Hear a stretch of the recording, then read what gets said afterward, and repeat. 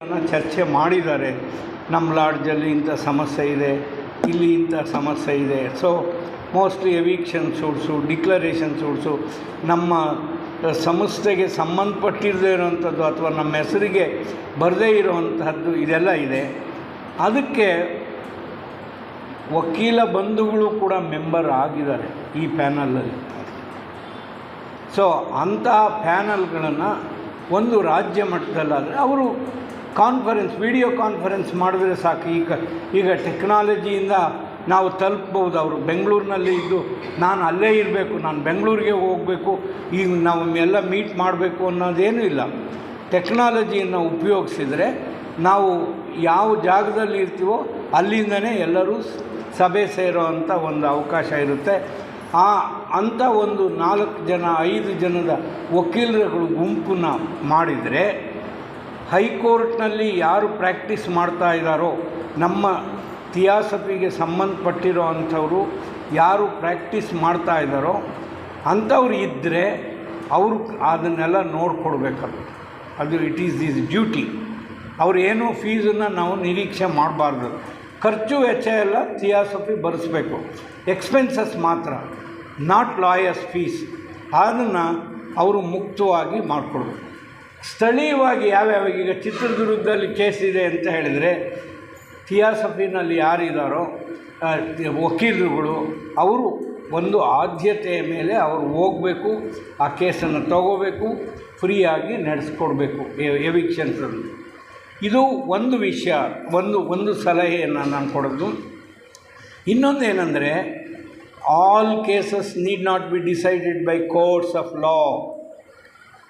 ನಮ್ಮ ಎಲ್ಲ ಪ್ರಕರಣಗಳು ಕೋರ್ಟ್ನೇ ತೀರ್ಮಾನ ಮಾಡಬೇಕು ಅನ್ನೋವಂಥದ್ದೇನಿಲ್ಲ.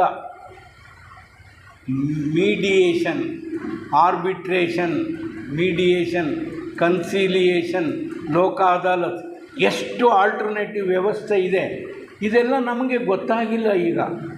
ಯಾಕೆ ಲೋಕ ಅದಾಲತ್ ಅಂತ ಒಂದು ಬಂದಿದೆ? ಯಾಕೆ ಬಂದಿದೆ ಅಂತಂದರೆ, ಪರ್ಯಾಯ ವ್ಯವಸ್ಥೆಯಲ್ಲಿ ನ್ಯಾಯ ವಂಚಿತರಾಗಬಾರ್ದು, ಯಾವುದೇ ಪ್ರಜೆ ನ್ಯಾಯ ವಂಚಿತರಾಗಬಾರ್ದು ಅನ್ನುವ ದೃಷ್ಟಿಯಿಂದನೇ ಬಂದಿದೆ ಲೋಕ ಅದಾಲತ್. ಮೀಡಿಯೇಷನ್ ಅನ್ನೋದು ಕೂಡ ಅದಕ್ಕೆ ಬಂದಿದೆ. ಜಸ್ಟ್ ಹೋಗಿ ಕೋರ್ಟಿಗೆ ರಿಕ್ವೆಸ್ಟ್ ಮಾಡೋದು, please refer the matter to mediation. ಬ್ಯಾಂಗ್ಳೂರಿನಲ್ಲಿ ಹೈಕೋರ್ಟ್ನಲ್ಲಿದೆಯಾ, refer it to the mediation there. ಬ್ಯಾಂಗ್ಳೂರಿನಲ್ಲೇ ಮಾಡ್ಬೋದು. ಚಿತ್ರದುರ್ಗದಲ್ಲಿದೆಯಾ, refer it to the mediation here. ದಾವಣಗೆರೆಯಲ್ಲಿದೆ, refer it to the mediation there. ಆ ರೀತಿ ಪ್ರತಿಯೊಂದು ತಾಲೂಕದಲ್ಲೂ ಕಾನೂನು ಸೇವಾ ಪ್ರಾಧಿಕಾರಗಳು ಇದೆ, ತಾಲೂಕು ಸಮಿತಿಗಳಿದೆ, ಜಿಲ್ಲಾ ಪ್ರಾಧಿಕಾರಗಳಿದೆ. ಅದರ ಜೊತೆಗೆ ಮೀಡಿಯೇಷನ್ ಅನ್ನುವಂಥ ಒಂದು ವ್ಯವಸ್ಥೆ ಇದೆ. ಇದನ್ನೆಲ್ಲ ನಾವು ಚೆನ್ನಾಗಿ ಉಪಯೋಗಿಸಿ ಅತಿ ಶೀಘ್ರವಾಗಿ ನಮ್ಮ ಪರಿಹಾರವನ್ನು ನಾವು ಪಡ್ಕೊಳ್ಳೋಕ್ಕೆ ಸಾಧ್ಯ ಆಗುತ್ತೆ. ಇದನ್ನು ಕೂಡ ನಾವು ಟ್ರೈ ಮಾಡ್ಬೋದು. ನಾವು ಜಗಳ ಮಾಡೋಕ್ಕೆ ಬಂದಿಲ್ಲ. ನಾವು ಥಿಯಾಸಫಿನವರು, ನಮಗೆ ಜಗಳ ಬೇಕಾಗಿಲ್ಲ. ನೀವು ಒಂದು 2 ತಿಂಗಳು 3 ತಿಂಗಳು ಟೈಮ್ ಬೇಕಾ ನಿಮಗೆ ಕೊಟ್ಬಿಡ್ತೀವಿ. 3 ವರ್ಷ ಟೈಮ್ ಬೇಕಾ, ಇಫ್ ಇಟ್ ಈಸ್ ರೀಸನಬಲ್. ಅವರ ಡಿಮಾಂಡು ರೀಸನಬಲ್ ಆಗಿದ್ದರೆ don't bother. 1 year or 2 years or 3 years, don't bother about that. ಅದು ಹಠ ಮಾಡ್ಕೊಂಡು ಕೂತ್ಕೊಳ್ಳೋದಲ್ಲ. Make a sensible decision and finalise it. ಅದನ್ನು ಮಾಡೋಕ್ಕಾಗುತ್ತೆ.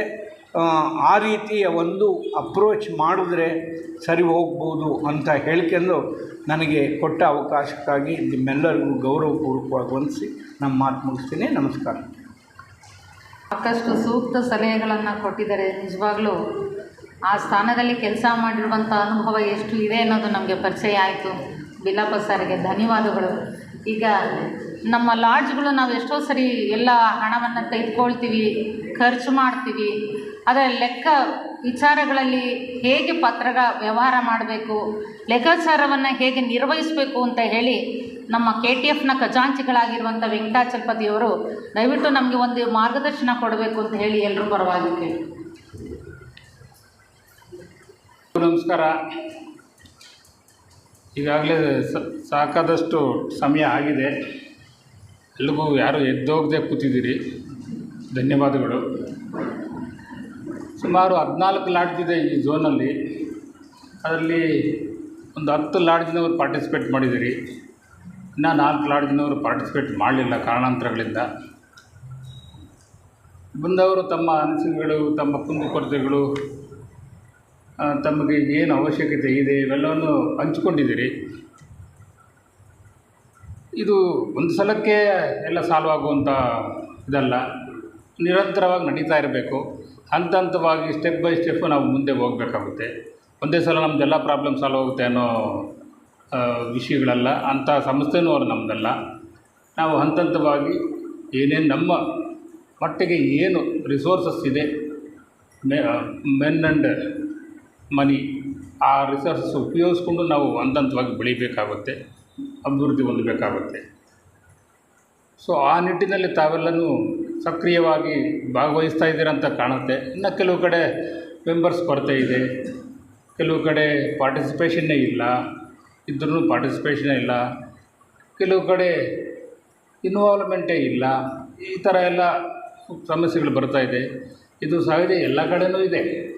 ಇದು ನಿಮ್ಮ ಜೂನ್ ಅಂತನೆಲ್ಲ ನಾವು ಕರ್ನಾಟಕದಲ್ಲೇ ನೋಡೋರಿದೆ, ಇಂಡಿಯಾದಲ್ಲೇ ನೋಡೋರಿದೆ, ಎಲ್ಲ ಕಡೆಯೂ ಇದೆ. Among all federations Karnataka federation is the best federation ಅಂತ ನಾವು ತಗೊಂಡಿದ್ದೀವಿ. ಇಂಥ ಬೆಸ್ಟ್ ಫೆಡರೇಷನ್ನಲ್ಲೇ ಈ ಥರ ಪರಿಸ್ಥಿತಿ ಇದೆ. ಇನ್ನು ಅದರ್ ಸೈಡ್ ಇರೋ ಫೆಡರೇಷನ್ ಯಾವ ಥರ ಇರ್ಬೋದೋ ಗೊತ್ತಿಲ್ಲ ನನಗೆ.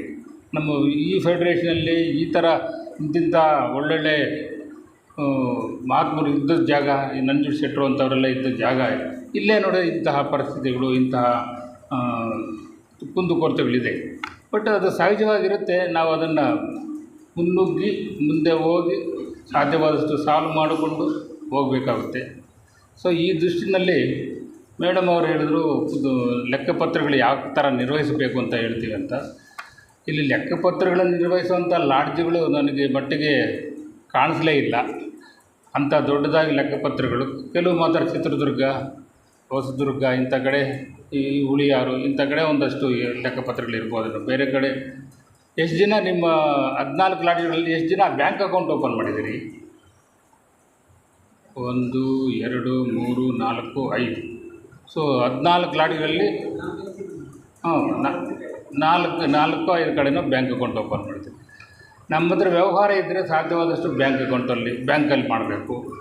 ಆ ಬ್ಯಾಂಕಲ್ಲಿ ಮಾಡಿದ್ರೆ ನಮಗೆ ಟ್ರಾನ್ಸ್ಪರೆನ್ಸಿ ಇರುತ್ತೆ, ಯಾರಿಗೂ ಏನು ಡೌಟ್ ಬರಲ್ಲ. ರಿಸೀಟ್ ಆಗಿದ್ದಾಗಲಿ ಪೇಮೆಂಟ್ ಆಗಿದ್ದಲ್ಲಿ ಥ್ರೂ ಬ್ಯಾಂಕ್ ಮಾಡಿದ್ರೆ ಸಣ್ಣ ಪುಟ್ಟದು ಓಕೆ. ನೀವು ಇನ್ನೊಂದು ಪ್ರಶ್ನೆ, ಬ್ಯಾಂಕ್ ಅಕೌಂಟ್ ಎಲ್ಲಿ ಓಪನ್ ಮಾಡೋಣ, ದುಡ್ಡೇ ಇಲ್ಲ ನಮ್ಮ ಹತ್ರ, ಎಲ್ಲಿ ಬ್ಯಾಂಕ್ ಅಕೌಂಟ್ ಓಪನ್ ಮಾಡೋಣ ಅನ್ನೋ ಪರಿಸ್ಥಿತಿ ಇದೆ. ಎಷ್ಟೋ ಜನ ಮೆಂಬರ್ಸ್ ಇಲ್ಲಿ ಪಾಪ ತನುಮನ ಅರ್ಪಿಸಿ ಲಾಡ್ಜ್ಗಳು ನಡೆಸ್ತಾಯಿದ್ದೀರಿ. ಕೈಯಿಂದ ಹಾಕ್ಕೊಂಡು ಬೇರೆಯವ್ರಿಗೆ ಗೊತ್ತಾಗೋದೇ ಇಲ್ಲ ಅದು ಹೆಂಗೆ ನಡೆಸ್ತಾಯಿದ್ದೀರಿ ಅಂತ, ಹಂಗೆಲ್ಲ ನಡೆಸ್ತಾಯಿದ್ದೀರಿ. ಆ ಥರ ಲಾಡ್ಜ್ಗಳಿದೆ. ನಿಮ್ಮ ಒಂದು ಈ ಅದ್ಭುತ ಸೇವೆಯನ್ನು ಮರೆಯೋಕ್ಕಾಗಲ್ಲ. ಆ ಥರ ಸೇವೆ ಮಾಡೋರು ಎಷ್ಟೋ ಜನ ಇದ್ದೀರಿ ಇಲ್ಲಿ, ಈಗ ಕೇಳಿಸ್ಕೊಂಡ್ರೆ ಗೊತ್ತಾಗುತ್ತೆ. ಆದಾಗ್ಯೂ ನಾವು ಬಂದಿರೋದೇ ಅಂಥ ಸಂಸ್ಥೆಗೆ, ಸೇವಾ ಸಂಸ್ಥೆಗೆ ಬಂದಿದ್ದೀವಿ. ನಮ್ಮ ಕೈಲಾದ ಸೇವೆ ನಾವು ಮಾಡಲೇಬೇಕಾಗುತ್ತೆ, ಅದು ಅನಿವಾರ್ಯ. ಆ ದೃಷ್ಟಿನಲ್ಲಿ ನಾವು ಇದು ಸೇವಾ ಸಂಸ್ಥೆಗೆ ಬಂದಿದ್ದೀವಪ್ಪ, ನಾನು ಏನು ಮಾಡ್ತಾಯಿದ್ದೀನಿ ಅಂತ ನಾವು ಬರ್ಡನ್ ಫೀಲ್ ಆಗಬಾರ್ದು. ಇದು ನನ್ನ ಕರ್ತವ್ಯ, ನಾನು ಮಾಡೋಕ್ಕೆ ಇಲ್ಲಿ ಬಂದಿದ್ದೀನಿ, ಏನೋ ನನ್ನ ಕೈಲಾದ ಸೇವೆ ಮಾಡೋಣ ಅನ್ನೋ ಒಂದು ಮನೋಭಾವದಿಂದ ನಾವು ಮಾಡಿದಾಗ ಇನ್ನು ಸ್ವಲ್ಪ ಚೆನ್ನಾಗಿ ಮಾಡೋಕ್ಕೆ ಸಾಧ್ಯವಾಗುತ್ತೆ. ಇನ್ನೂ ಸ್ವಲ್ಪ ಉತ್ಸಾಹದಿಂದ ಮಾಡೋಕ್ಕೆ ಸಾಧ್ಯ ಆಗುತ್ತೆ. ಅಯ್ಯೋ ಯಾರೂ ಬರಲ್ಲ, ಯಾರೂ ಹೋಗಲ್ಲ, ನಾವೇನು ಮಾಡೋಣ ಇಲ್ಲಿ ಅಂತ. ನಾವು ಬಂದಿದ್ದೀವಲ್ಲ, ನಾವು ಕೈಲಾಗಿದ್ದು ನಾವು ಮಾಡೋಣ. ನಮ್ಮ ಕೈಲಾದ ಮಾಡಿ ನಮ್ಮ ನೋಡ್ಕೊಂಡು ನಾನು 3 ಜನ 4 ಜನ ಬರ್ತಾರೆ, ಹಂಗೆ ಜಾಸ್ತಿ ಆಗುತ್ತೆ. ಸೊ ಅದು ನಾವು ಎಸ್ಪೆಷಲಿ ಈಗಿನ ಜನ್ರೇಷನ್ಗೆ ಈ ಆಧ್ಯಾತ್ಮಿಕತೆಯೇ ಬೇಕಿಲ್ಲ ಅನ್ನೋ ಥರ ನಮ್ಮ ಜಡ್ಜ್ ಸಾಹೇಬ್ರು ಹೇಳ್ತಾಯಿದ್ರು. ಆಧ್ಯಾತ್ಮಿಕತೆಯಿಂದ ದೂರ ಉಳಿದ್ಬಿಟ್ಟಿದ್ದಾರೆ. ಬಟ್ ಅವರು ತರಬೇಕು ಆಧ್ಯಾತ್ಮಿಕತೆಗೆ. ಅವ್ರಿಗೆ ಯಾವ ರೀತಿ ಡೈರೆಕ್ಷನ್ ಕೊಟ್ಟರೋ, ಯಾವ ರೀತಿ ಹೇಳ್ತೀವೋ, ಹೇಳಿದ್ರೆ ಅವರಿಗೆ ಅರ್ಥ ಆಗುತ್ತೋ, ಯಾವ ರೀತಿ ಅವ್ರಿಗೆ ಅಟ್ರಾಕ್ಟ್ ಆಗುತ್ತೋ ಆ ರೀತಿಯಲ್ಲಿ ನಾವು, ಇಷ್ಟೆಲ್ಲ ವಯಸ್ಸಾಗಿದೆ ನಮಗೆ, ನಾವು ಸ್ವಲ್ಪ ನಮ್ಮ ಅನುಭವಗಳನ್ನು ಬಳಸ್ಕೊಂಡು ಅವ್ರ ದಾರಿಗೆ ತರಬೇಕಾಗುತ್ತೆ. ತಂದಾಗ ಡೆಫಿನೆಟ್ಲಿ ಇವಾಗ ಎಕ್ಸಾಂಪಲ್ಲು, ಒಂದು ಫ್ಯಾಮ್ಲಿನಲ್ಲಿ ನಾವಿದ್ದೀವಿ, ಪೇರೆಂಟ್ಸ್ ಇದ್ದೀವಿ, ನಮ್ಮ ಮಕ್ಕಳು ಮೊಮ್ಮಕ್ಕಳು ಇರ್ತಾರೆ. ಎಷ್ಟು ಜನ ನಾವು ಮಕ್ಕಳು ಮೊಮ್ಮಕ್ಕಳನ್ನೆಲ್ಲ ಸಕ್ರಿಯವಾಗಿ ತೀಸಾಬಳಿ ಸಂಸ್ಥೆಗೆ ಬರೋಕ್ಕೆ ನಾವು ಬಿಟ್ಟಿದ್ದೀವಿ, ಎನ್ಕರೇಜ್ ಮಾಡಿದ್ದೀವಿ. ಆ ಸಣ್ಣ ಸಣ್ಣ ಬುಕ್ಗಳು ಕೊಟ್ಟು ಓದಿ ಅಂತ ಹೇಳಿದ್ದೀವಿ, ಇಲ್ಲ ಮಾಡ್ತಾಯಿಲ್ಲ. ಅಲ್ಲಿಂದ ಸ್ಟಾರ್ಟ್ ಆಗಬೇಕು ಅದು. ಅಲ್ಲಿಂದ ಸ್ಟಾರ್ಟ್ ಆದರೆ ಆಟೋಮೆಟಿಕ್ಕಾಗಿ ಯಾರು ತಂದೆ ತಾಯಿ ಮಕ್ಕಳಿಗೆ ಬಿಟ್ಟಿದ್ದಾರೋ ಅಂಥವರು ಪಾರ್ಟಿಸಿಪೇಟ್ ಮಾಡ್ತಾಯಿದ್ದಾರೆ ಇವಾಗ. ಇಲ್ಲೇ ಅಲ್ಲ, ಎಲ್ಲ ಕಡೆನೂ ಅಷ್ಟೇ. ನಾವು ಆ ಪ್ರಯತ್ನಗಳಾದರೂ ಮಾಡಬೇಕು ನಮ್ಮ ಕಡೆಯಿಂದ. ಅದು ಚಿಕ್ಕ ಕಾಂಟ್ರಿಬ್ಯೂಷನ್. ನಾವು ಬಂದಿದ್ದೀವಪ್ಪ, ನಮಗೆಲ್ಲ ಮುಗಿಸ್ಕೊಂಡು ಇಲ್ಲಿ ಬಂದಿದ್ದೀವಿ, ಆಯಿತು. ಅವ್ರಿಗೆ ಎಲ್ಲನೂ ಇದೆ, ಇನ್ನು ಬೇರೆ ಅವ್ರ ಲೈಫ್ ಜಾಸ್ತಿ ಇದೆ. ಬಟ್ ಇರೋ ಸಮಯದಲ್ಲಿ ಸ್ವಲ್ಪ ಸ್ವಲ್ಪ ಅವ್ರು ತುಂಬಬೇಕು. ಆಧ್ಯಾತ್ಮಿಕ ಬಗ್ಗೆ ತುಂಬಬೇಕು, ಮಹಾತ್ಮರ ಬಗ್ಗೆ ತುಂಬಬೇಕು, ಒಳ್ಳೊಳ್ಳೆ ಪುಸ್ತಕಗಳ ಬಗ್ಗೆ ಜ್ಞಾನ ಕೊಡಬೇಕು. ಯಾವಾಗಾದರೂ ರಜೆಗಳಿದ್ದಾಗ ಸಾಮಾನ್ಯವಾಗಿ ನಮ್ಮ ಲಾಡ್ಜ್ಗಳಲ್ಲಿ ಸಂಡೇಸು ಎಲ್ಲ ಪ್ರೋಗ್ರಾಮ್ಸ್ ಆಗೋದು, ಕರ್ಕೊಂಬರ್ಬೇಕು. ಕರ್ಕೊಂಬಂದು ಅಲ್ಲಿ ಪಾರ್ಟಿಸಿಪೇಟ್ ಮಾಡಿಸ್ಬೇಕು, ಅವ್ರನ್ನ ಇನ್ವಾಲ್ವ್ ಮಾಡಿಸ್ಬೇಕು, ಏನೋ ಒಂದು ಕಾರ್ಯಕ್ರಮದಲ್ಲಿ ಮಾಡಿಸ್ಬೇಕು. ಹಿಂಗೆ ಮಾಡ್ತಾ ಹೋದರೆ ಹೊಸ ನ್ಯೂ ಜನ್ರೇಷನ್ನು ಬರೋಕ್ಕೆ ಸ್ವಲ್ಪ ಸಾಧ್ಯವಾಗುತ್ತೆ. ಏಕೆಂದರೆ ನಾವು ಅದೇ ಅವಾಗ ಹೇಳ್ತಾರೆ ಎಲ್ಲ 80s 70s 80s ನಲ್ಲಿದ್ದೀವಿ, ನಾವೇನು ಮಾಡೋಕ್ಕೆ ಸಾಧ್ಯ ಅಂತ ಅಟ್ಲೀಸ್ಟ್ ಇದಾದರೂ ಮಾಡಬೇಕು. ನಾವು ಇದು ಮಾಡೋಕ್ಕೆ ಸಾಧ್ಯ ಆಗುತ್ತೆ. 10ರಲ್ಲಿ 5 ಜನ ಆದರೂ ಬರ್ತಾರೆ. ಪ್ರಯತ್ನ ಪಟ್ಟರೆ ನಾವು 10 ಮಕ್ಕಳಲ್ಲಿ 5 ಜನ ಆದರೂ ಬರ್ತಾರೆ. 10 ಮೊಮ್ಮಕ್ಕಳಲ್ಲಿ 5 ಜನ ಮೊಮ್ಮಕ್ಕಳಾದರೂ ಬರ್ತಾರೆ. 10 ಜನ ಮಕ್ಕಳಲ್ಲಿ 3-4 ಜನ ಆದರೂ ಬರ್ತಾರೆ. ಈ ಕಡೆ ಸ್ವಲ್ಪ ಆದರೂ ಗಮನ ಕೊಡ್ತಾರೆ. ನಮ್ಮ ಅಪ್ಪ ಅಮ್ಮ ಹೋಗ್ತಾ ಇದ್ದಾರಲ್ಲಪ್ಪ, ಏನೋ ನಾವು ತಿಳ್ಕೊಂಬೋಣ ಹೋಗಿ ಅನ್ನೋ ಒಂದು ಬರುತ್ತೆ. ಸೊ ಆ ಥರ ನಾವು ಮಾಡಬೇಕಾಗುತ್ತೆ. ಇನ್ನು ಲೆಕ್ಕಪತ್ರಗಳ ಬಗ್ಗೆ ಬಂದರೆ, ನೀವು ಅದೇ ಯಾವಾಗ ಹೇಳ್ದಂಗೆ ಸಾಧ್ಯವಾದಷ್ಟು ನೀವು ಅಕೌಂಟ್ ಓಪನ್ ಮಾಡಿ, ಅಕೌಂಟ್ ಮೂಲಕ ನೀವು ವ್ಯವಹಾರಗಳು ಮಾಡಿ. ಮತ್ತು ಮಂತ್ಲಿನೋ ಇಲ್ಲ 3 ತಿಂಗಳಿಗೊಂದು ಲಾಸ್ಟಿಗೆ ವರ್ಷಕ್ಕೊಂದೇ ಒಂದು ಸಲ ಎಷ್ಟು ನಿಮ್ಗೆ ಇನ್ಕಮ್ ಬಂತು, ಎಷ್ಟು ಖರ್ಚಾಯಿತು ಅದೊಂದು ರಿಪೋರ್ಟ್ ಮಾಡಿ ನೀವು ಒಂದು ಕಾಪಿ ಇಟ್ಕೊಂಡು ನಮಗೂ ಒಂದು ಕಳಿಸಿ, KTFಗೆ ಒಂದು ಕಾಪಿ ಕಳಿಸಿ.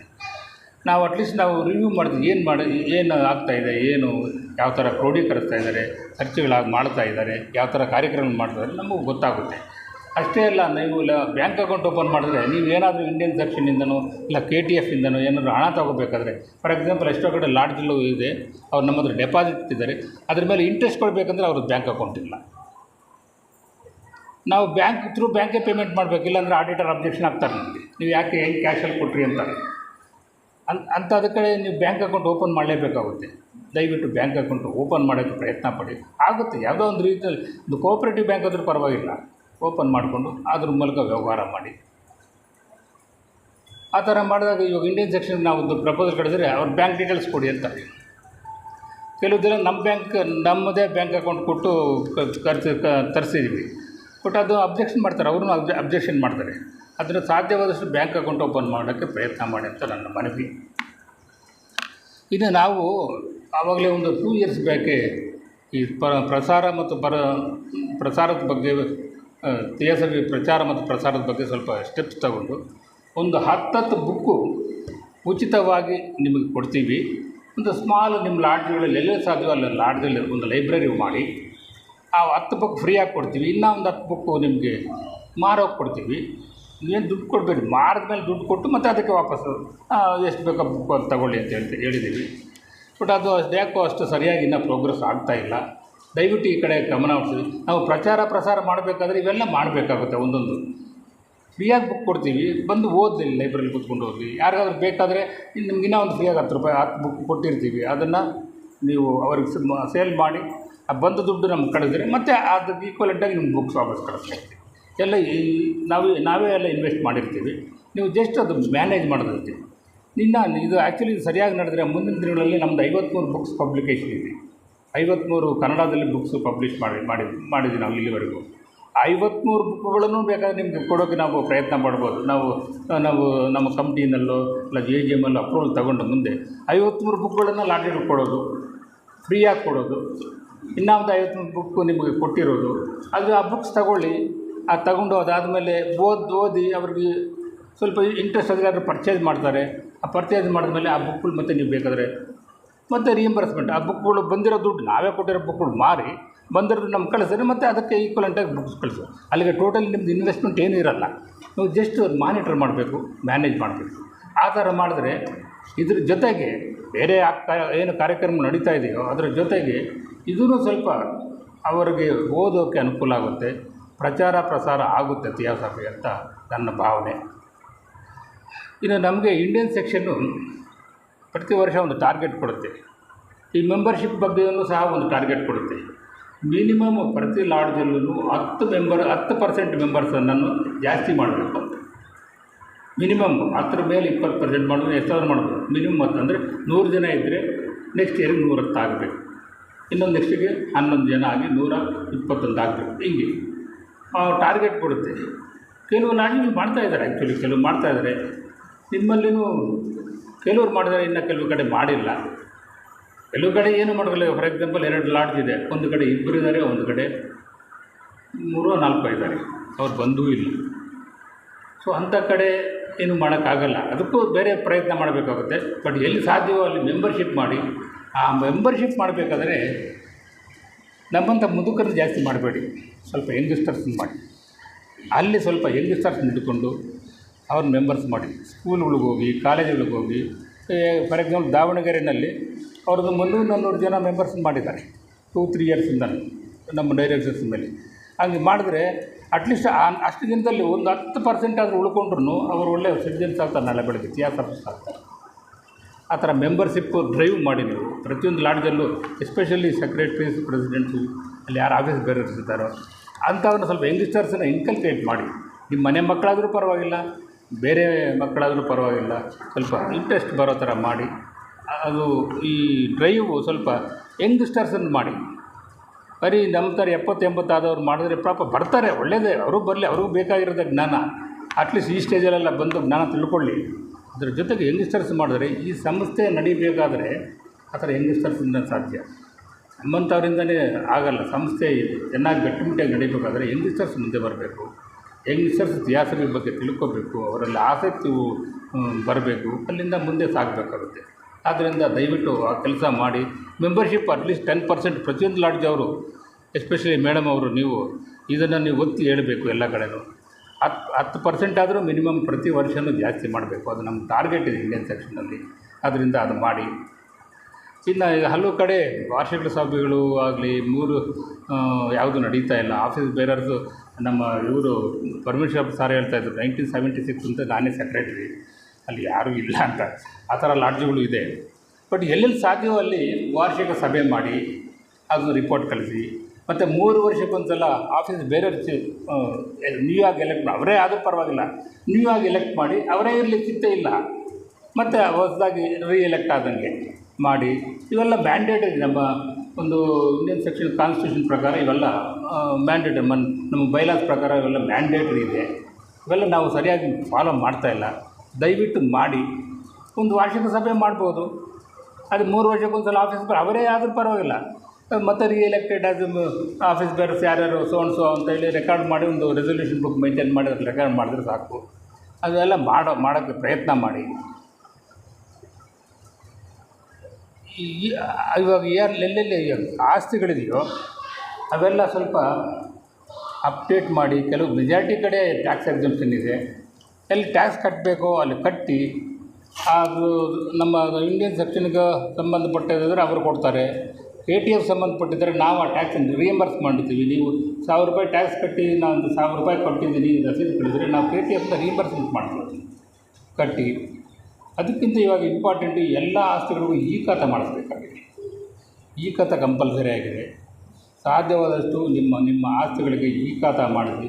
ಆವಾಗ ಏನೇ ಪ್ರಾಬ್ಲಮ್ಸ್ ಎಲ್ಲ ಈಚೆಗೆ ಬರುತ್ತೆ.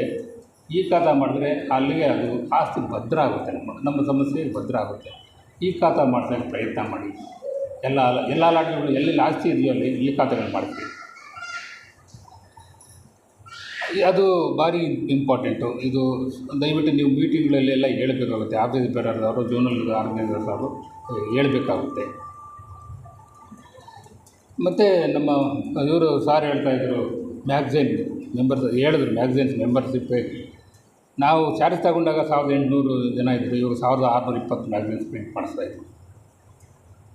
ನಾವು ಅದನ್ನು ಮಿನಿಮಮ್ ಆಗಿ ಯಾಕೆ ಅದು ಫ್ರೀಯಾಗಿ ಕೊಡ್ಬೋದು, ಫ್ರೀಯಾಗಿ ಕೊಟ್ಟು ಅದಕ್ಕೆ ಬೆಲೆನೇ ಇಲ್ಲ.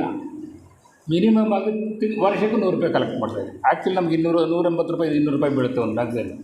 ಮಿನಿಮಮ್ ಆಗಿ 100 ರೂಪಾಯಿ. ಅದಕ್ಕೊಂದು ಬೆಲೆ ಇರಬೇಕು. ಬೆಲೆ ಇಲ್ಲದೆ ನಾವೇನು ಕೊಟ್ಟರು ಸಿದ್ದರಾಮಯ್ಯ ಇದು ಕೊಟ್ಟಂಗೆ ಆಗುತ್ತೆ, ಬಿಟ್ಟು ಕೊಟ್ಟಂಗೆ ಆಗುತ್ತೆ. ಹಂಗೆ ಆಗಬಾರ್ದು ಯಾವುದನ್ನು. ನಾವು ಅದಕ್ಕೇನು ಸ್ವಲ್ಪ ಸ್ಮಾಲ್ ವ್ಯಾಲ್ಯೂ ಅವರಿಗೆ ಒಂದು ಇಂಟ್ರೆಸ್ಟ್ ಬರಲಿ ಅಂತ ಅದನ್ನು ಪ್ರತಿ ವರ್ಷ ರಿನ್ಯೂವಲ್ ಟರ್ಮ್ಸ್. ಇವಾಗ ಮೆಂಬರ್ಸ್ ಸೈನ್ ಮಾಡಿ ಅಂತ ಕೊಟ್ಟಿದ್ರು. ಆ ಮೆಂಬರ್ಶಿಪ್ ಸೈನ್ ಮಾಡುವಾಗ 100 ರೂಪಾಯಿ ಅದು ಬೆಲೆನೇ ಇಲ್ಲ ಇವತ್ತು. ಎಷ್ಟೇ ಟೋಕನ್ ಅಷ್ಟೇ. ಅದಕ್ಕೊಂದು ಅವ್ರಿಗೆ ನಾನು 100 ರೂಪಾಯಿ ಕೊಟ್ಟಿದ್ದೀನಪ್ಪ, ಹಂಗಾದರೂ ತೆಗೆದ ಓದಲಿ ಅಂತ. ಆ್ಯಕ್ಚುಲಿ 1800 2000 ಆಗಬೇಕಾಗಿತ್ತು ಇಷ್ಟೊತ್ತಿಗೆ. 1620 ಲಾಸ್ಟ್ ಮಂತ್ ನಾವು ತಗೊಂಡಿರೋದು. ಅದನ್ನು ಸ್ವಲ್ಪ ಹೊಸದಾಗಿ ಮೆಂಬರ್ಸ್ ಆದಾಗ ಅವ್ರ ಹತ್ರ ₹100 ಕಲೆಕ್ಟ್ ಮಾಡಿ ಮೆಂಬರ್ಶಿಪ್ ಕೊಡಿ. ಮ್ಯಾಗ್ಝಿನ್ಗಾಗಿ ನಾವು ಮೆಂಬರ್ಶಿಪ್ ಅಂದರೆ ಮ್ಯಾಗ್ಝಿನ್ ಮೆಂಬರ್ಶಿಪ್ ತೊಗೊಂಡು ನೀವು ಕಲೆಕ್ಟ್ ಮಾಡಿ ಕೊಟ್ಟು ಅವರು ಕೊಡ್ತಾರೆ. ಹೊಸದಾಗಿ ಮೆಂಬರ್ಸ್ ಆದವರು ಕೊಡ್ತಾರೆ. ಹಳಬರ ಥರ ಈ ರಿನ್ಯೂವಲ್ ಟೈಮಲ್ಲಿ ಕಲೆಕ್ಟ್ ಮಾಡಿ ಕೊಡಿ. ಅಟ್ಲೀಸ್ಟ್ ನಮ್ಮದು ಜಾಸ್ತಿ ಆಗಲಿ, ಕಡಿಮೆ ಆಗ್ತಾಯಿದೆ, ದಿನ ದಿನ ಕಡಿಮೆ ಆಗ್ತಾಯಿದೆ. ಅಲ್ಲಿ ನಾವು ಯಾಕಂದರೆ ಅದರಲ್ಲಿ ಬಹಳ ಇಂಪಾರ್ಟೆಂಟ್ ವಿಷಯಗಳು ಬರುತ್ತೆ. ಓದಬೇಕು, ಅದು ಜನ ಓದಬೇಕು. ಎಷ್ಟೋ ಜನ ಓದೋದೇ ಇಲ್ಲ. ಎಷ್ಟೋ ಜನ ಬಂದಿರುತ್ತೆ ಪೋಸ್ಟಲ್ಲಿ ಹಂಗೆ ಬಿದ್ದಿರುತ್ತೆ. ಅದು ಓದಬೇಕು. ಓದಿದ್ರೆ ಅಲ್ವಾ ನಮಗೇನಾದರೂ ಜ್ಞಾನ ಬರೋದು. ನಾವು ಓದಬೇಕು. ನಮ್ಮ ಮನೆಯಲ್ಲಿ ಯಾರಾದರೂ ಇನ್ನೂ ಇದ್ದರೆ ಅವರು ಓದಿ ಹೇಳಬೇಕು. ಹೆಂಡತಿ ಸ್ವಲ್ಪ ಸ್ಮಾರ್ಟ್ ಆಗಿರ್ತಾಳೆ, ಓದ್ತಾಳೆ. ಗಂಡ ಓದಲ್ಲ. ಗಂಡ ಕೂಡಿಸ್ಕೊಂಡು ನೋಡಿರಿ ಹಿಂಗಿದೆ ಅಂತ ಓದಿ ಹೇಳಬೇಕು, ಮಕ್ಕಳಿಗೆ ಹೇಳಬೇಕು. ಇದು ನಾವು ಕಲ್ಟಿವೇಟ್ ಮಾಡಬೇಕಾಗಿರೋದು ನಮ್ಮ ಮನೆಗಳಲ್ಲಿ. If everybody sweeps in front of his house entire world will be clean ಅಂತಾರೆ. ಹಂಗೆ ನಮ್ಮ ಮನೆ ನಾವು ಸರಿಯಾಗಿ ಮಾಡಿಕೊಂಡ್ರೆ ಪ್ರಪಂಚ ಎಲ್ಲನೂ ಸರಿ ಹೋಗುತ್ತೆ. ಅದರಿಂದ ಅಟ್ಲೀಸ್ಟ್ ನಮ್ಮ ಮನೆಯಲ್ಲಾದರೂ ನಾವು ಪ್ರಯತ್ನ ಬಿಡಬೇಕು. ಹಾಗೆ ನಾವು ಪ್ರಯತ್ನ ಮಾಡಬೇಕಾಗುತ್ತೆ. ಇನ್ನು ಸ್ಪೀಕರ್ಸ್ ಕೊರತೆ ಬಗ್ಗೆ ಎಲ್ಲ ಮಾತಾಡಿದ್ರೆ ಕೆಲವರು. ಸ್ಪೀಕರ್ಸ್ ಕೊರತೆ ಇದೆ. ಎಲ್ಲಿ ಕೊರತೆ ಇದೆ ಅಂದರೆ ಎಲ್ಲೆಲ್ಲಿ ನಮಗೆ ಇನ್ವಾಲ್ವ್ಮೆಂಟ್ ಇಲ್ವೋ ಅಲ್ಲಿ ಕೊರತೆ ಇದೆ. ಎಲ್ಲಿ ಇನ್ವಾಲ್ವ್ಮೆಂಟ್ ಇದೆ ಅಲ್ಲಿ ಕೊರತೆ ಇಲ್ಲ. ಯಾಕಂದರೆ ನಾವು ಆ ಥರ ತಯಾರಿ ಮಾಡ್ಕೊಂಡು ಬಂದಿರಬೇಕು. ಇವಾಗ ನಾವು ಇಲ್ಲಿದ್ದೀವಿ ಅಂದರೆ who is next to me ನಾವು ತಯಾರು ಮಾಡ್ಕೋಬೇಕು. ಹಂಗೆ ತಯಾರು ಮಾಡಿಕೊಂಡು ಆ ಥರ ಇಚ್ಛಾಶಕ್ತಿ ಬೆಳೆಸ್ಕೊಂಡು ನಾವು ಮಾಡಿದ್ರೆ ಆ ಕೊರತೆ ಬರಲ್ಲ. ನಾವು ಫಸ್ಟು ಏನೋ ನಾನು ಮಾಡ್ತಾಯಿದ್ದೀನಿ ಬಿಡಪ್ಪ, ನಾನು ಪಾಡಿಗೆ ನಾನು ಮಾಡಿದ್ರೆ ಸಾಕು ಮತ್ತು ಯಾರಾದ್ರೆ ಅದಲ್ಲ. ನಾನು ಇವತ್ತು ಮಾಡ್ತಾಯಿದ್ದೀನಿ, ನನ್ನ ಜೊತೆಲಿ ನಾಳೆ ಬೆಳಗ್ಗೆ ಇನ್ನೊಬ್ಬ ಯಂಗ್ಸ್ಟರ್ ಬಂದಿಲ್ಲ ನಿಂತು ಮಾತಾಡಬೇಕು. ಆ ಥರ ಒಂದು ಬೆಳವಣಿಗೆ ನಮ್ಮಲ್ಲಿ ಬಂದರೆ ಆ ಕೊರತೆ ಹೋಗ್ಬಿಡುತ್ತೆ. ಸದ್ಯಕ್ಕೆ ಕೊರತೆ ಇರೋ ಕಡೆ ಹೆಂಗೋ ಅಲ್ಲಿ ಇಲ್ಲಿ ಕರೆಸಿ ಮಾತಾಡಿಸ್ತಾ ಇದ್ದೀರಿ. ಬಟ್ ನಿಮ್ಮಲ್ಲೇ ಅದನ್ನು ತಯಾರಿ ಮಾಡೋಕ್ಕೆ ಪ್ರಯತ್ನ ಪಡಿ. ಈಗ ತಾನೇ ಒಂದು 8 ಲಾಡ್ಜ್ಗಳದ್ದು ಮೆಂಬರ್ಶಿಪ್ದು ಮೇಡಮ್ ಅವ್ರು ಕೊಟ್ಟಿದ್ದಾರೆ. ಪ್ರೇಮಾ ಮೇಡಮ್ ಅವ್ರು ಕೊಟ್ಟಿದ್ದಾರೆ. ಅವನ್ನು ನೀವು ಸೈನ್ ಮಾಡಿಸಿ ಮೆಂಬರ್ಸ್ ಹತ್ರ. ಬೇರೆಯವ್ರಿಗೆ 6 ಲಾಡ್ಜವರು ಅವರೇ ಡೈರೆಕ್ಟಾಗಿ ಆಲ್ರೆಡಿ ತಗೊಂಡೋಗಿದ್ದಾರೆ. ಅವೆಲ್ಲನೂ ನಮಗೆ 8ನೇ ಈ ಜೂನು 30 ನಮಗೆ ಕಳಿಸ್ಬೇಕು. ಬೈ ಚಾನ್ಸ್ ನಿಮ್ಮಲ್ಲಿ 20 ಜನ ಮೆಂಬರ್ಸ್ ಇದ್ದಾರೆ ಅಂದ್ಕೊಳ್ಳಿ, ಒಬ್ಬರು ಇಬ್ಬರು ಸಿಕ್ಕಲಿಲ್ಲ ಅಂತೇಳಿ ನೀವು ಹಂಗೆ ಇಟ್ಕೊಬೇಡಿ. ಸಿಗಲಿಲ್ಲ ಅಂದರೆ ಕಳಿಸ್ಬಿಟ್ಟು ಪರವಾಗಿಲ್ಲ. ಅದಕ್ಕೆ ನಮಗೊಂದು ಸೊಲ್ಯೂಷನ್ ಕೊಟ್ಟಿದ್ದಾರೆ. ಒಬ್ಬರು ಇಬ್ಬರು ಬಿಟ್ಟಿದ್ರೆ ಒಂದು ಲಾಡ್ಜಲ್ಲಿ ಅದು ಬೇಕಾದರೆ ನಾವು ಲಾಸ್ಟ್ ಇಯರ್ ಏನು ಸೈನ್ ಮಾಡಿರ್ತಾರೋ ಅದನ್ನು ಜೆರಾಕ್ಸ್ ಮಾಡಿ ಅಂಟಿಸಿ ಕಳಿಸ್ಬೋದು ಅಂತೇಳಿ ನಮ್ಗೆ ಪರ್ಮಿಷನ್ ಕೊಟ್ಟಿದ್ದಾರೆ. ಬಟ್ 20 ಜನನೂ ಇಲ್ಲಾಂದರೆ ಆಗೋಲ್ಲ. ಒಬ್ಬರು ಇಬ್ಬರು ಬಿಟ್ಟಿದ್ದು ಅವ್ರಿಗಾಗಿ ನೀವು ಕಾಯಬೇಡಿ. ಅವನ್ನು ನೀವು ನಮಗೆ ಲಾಸ್ಟ್ ಡೇಟ್ ಅಂದರೆ ಜೂನ್ 30 ಕಳಿಸ್ಬೇಕು. ಯಾಕಂದ್ರೆ ನಾವು ಜುಲೈ 10 ನಾವು ಇವ್ರಿಗೆ ಕಳಿಸ್ಬೇಕು ಅದು ಇಂಡಿಯನ್ ಸೆಕ್ಷನ್ಗೆ. ಅದು ಕಳಿಸಿದ್ರೆ ಅದ್ರ ಮೇಲೆ ನಮ್ಮ ಮೆಂಬರ್ಶಿಪ್ ಎಷ್ಟಿದೆ ಅಂತ ಗೊತ್ತಾಗೋದು ಎವ್ರಿ ಇಯರು. ಅದು ದಯವಿಟ್ಟು ಕಳಿಸ್ಕೊಡಿ.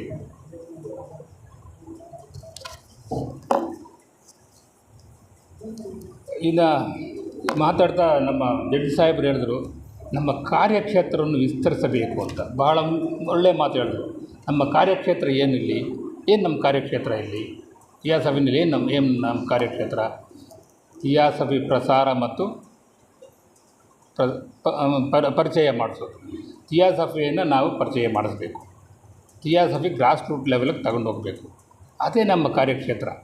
ಆ ಕಾರ್ಯಕ್ಷೇತ್ರದಲ್ಲಿ ನಾವೆಲ್ಲ ಸರಿಯಾಗಿ ಭಾಗವಹಿಸ್ತಾ ಇದ್ದೀವ, ಮಾಡ್ತಾಯಿದ್ದೀವ? ನಮ್ಮನ್ನು ನಾವು ಪ್ರಶ್ನೆ ಮಾಡ್ತಾಯಿದ್ದೀವ?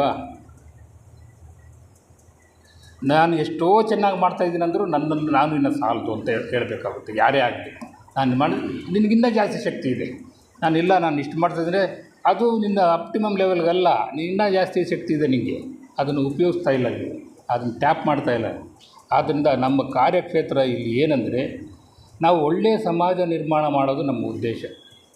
ಯೂನಿವರ್ಸಲ್ ಬ್ರದರ್ಹುಡ್ ನಾವು ಬೋಧೆ, ಪ್ರಪಂಚವಲ್ಲೂ ಒಂದೇ ಎಲ್ಲ ಸೋದರತ್ವವನ್ನು ಬೋಧೆ ಮಾಡೋದೇ ನಮ್ಮ ಉದ್ದೇಶ.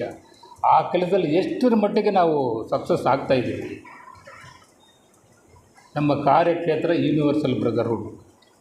ಎಲ್ಲರೂ ಪ್ರಪಂಚದಲ್ಲಿರೋರು ಎಲ್ಲರೂ ಅಣ್ಣ ತಮ್ಮಂದಿರು ಅಂತ ನಾವು ಬಾಳಬೇಕು, ಜೀವನ ಮಾಡಬೇಕು ಅಂತ. ಅದು ಬರೀ ಬಾಯಿ ಮಾತಲ್ಲ, ಹೃದಯದಿಂದ ಹೃದಯಕ್ಕೆ ಹೋಗಬೇಕದು. ಹೃದಯದಿಂದ ಬರಬೇಕದು. ಹೃದಯದಿಂದ ಬಂದು ಹೃದಯಕ್ಕೆ ಅದು ತಲುಪಬೇಕು. ಆ ಥರ ನಾವು ಬಾಳಬೇಕು. ಆ ಹೃದಯದಿಂದ ಬರೋದಂದರೆ ಒಂದು ಜ್ಞಾಪಕ ಬರ್ತಾರೆ ನನಗೆ. ಸ್ವಾಮಿ ವಿವೇಕಾನಂದರು ವಿಶ್ವಧರ್ಮ ಸಮ್ಮೇಳನಕ್ಕೆ ಹೋದಾಗ ಮಾತಾಡ್ತಾರೆ. 15 ನಿಮಿಷ ಭಾಷಣ ಮಾಡ್ತಾರೆ. ಅದು 2 ಸಲ ಎದ್ದು ಕರೆದ್ರೂ ಹೋಗಲ್ಲ, 3ನೇ ಸಲ ಎದ್ದು ನಿಂತು ಭಾಷಣ ಮಾಡ್ತಾರೆ. ಭಾಷಣ ಮಾಡಿದಾಗ ಅವ್ರು ಲಾಸ್ಟ್ ಚಾನ್ಸ್ ನೀವು ಮಾತಾಡಿ ಅಂತ. ಆವಾಗ ಅವರು ಮೊದಲು ಬಾಯಿಂದ ಮಾತಾಡಬೇಕು ಅಂತಿದ್ದು ಹೃದಯದಿಂದ ಮಾತಾಡ್ತಾರೆ. My dear brothers and sisters of America ಅಂತ ಅಷ್ಟೇ ಅವರು ಫಸ್ಟು ಹೇಳೋದು. ಅಷ್ಟು ಹೇಳೋಷ್ಟೊತ್ತಿಗೆ 3-4 ನಿಮಿಷ ಕರತಳ ಬಂತಂತೆ.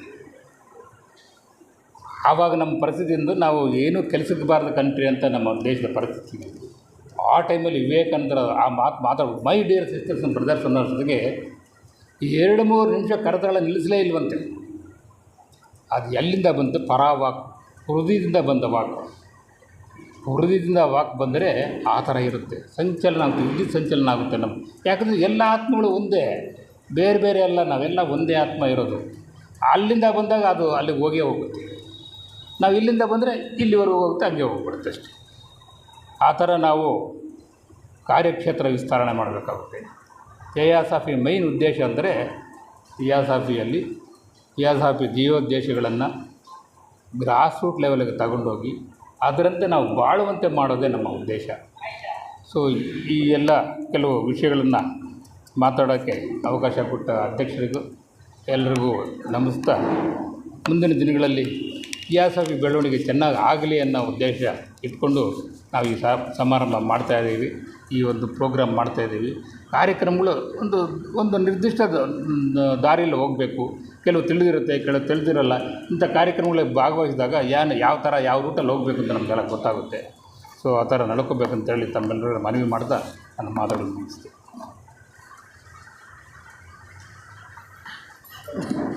ಧನ್ಯವಾದಗಳು ಅಧ್ಯಕ್ಷರು ಎಂ ಎಸ್ ಶ್ರೀಧರ್ ಅವರು. ಇದುವರೆಗೂ ನಮಗೆಲ್ರಿಗೂ ಏನೆಲ್ಲ ಇನ್ನೂ ಸಾಕಷ್ಟು ಉತ್ತರಗಳು ಬೇಕಾಗಿದೆಯೋ ಅದಕ್ಕೆಲ್ಲ ಕೂಡ ಪರಿಹಾರ ಕೊಡಲಿಕ್ಕೆ ಇದ್ದಾರೆ.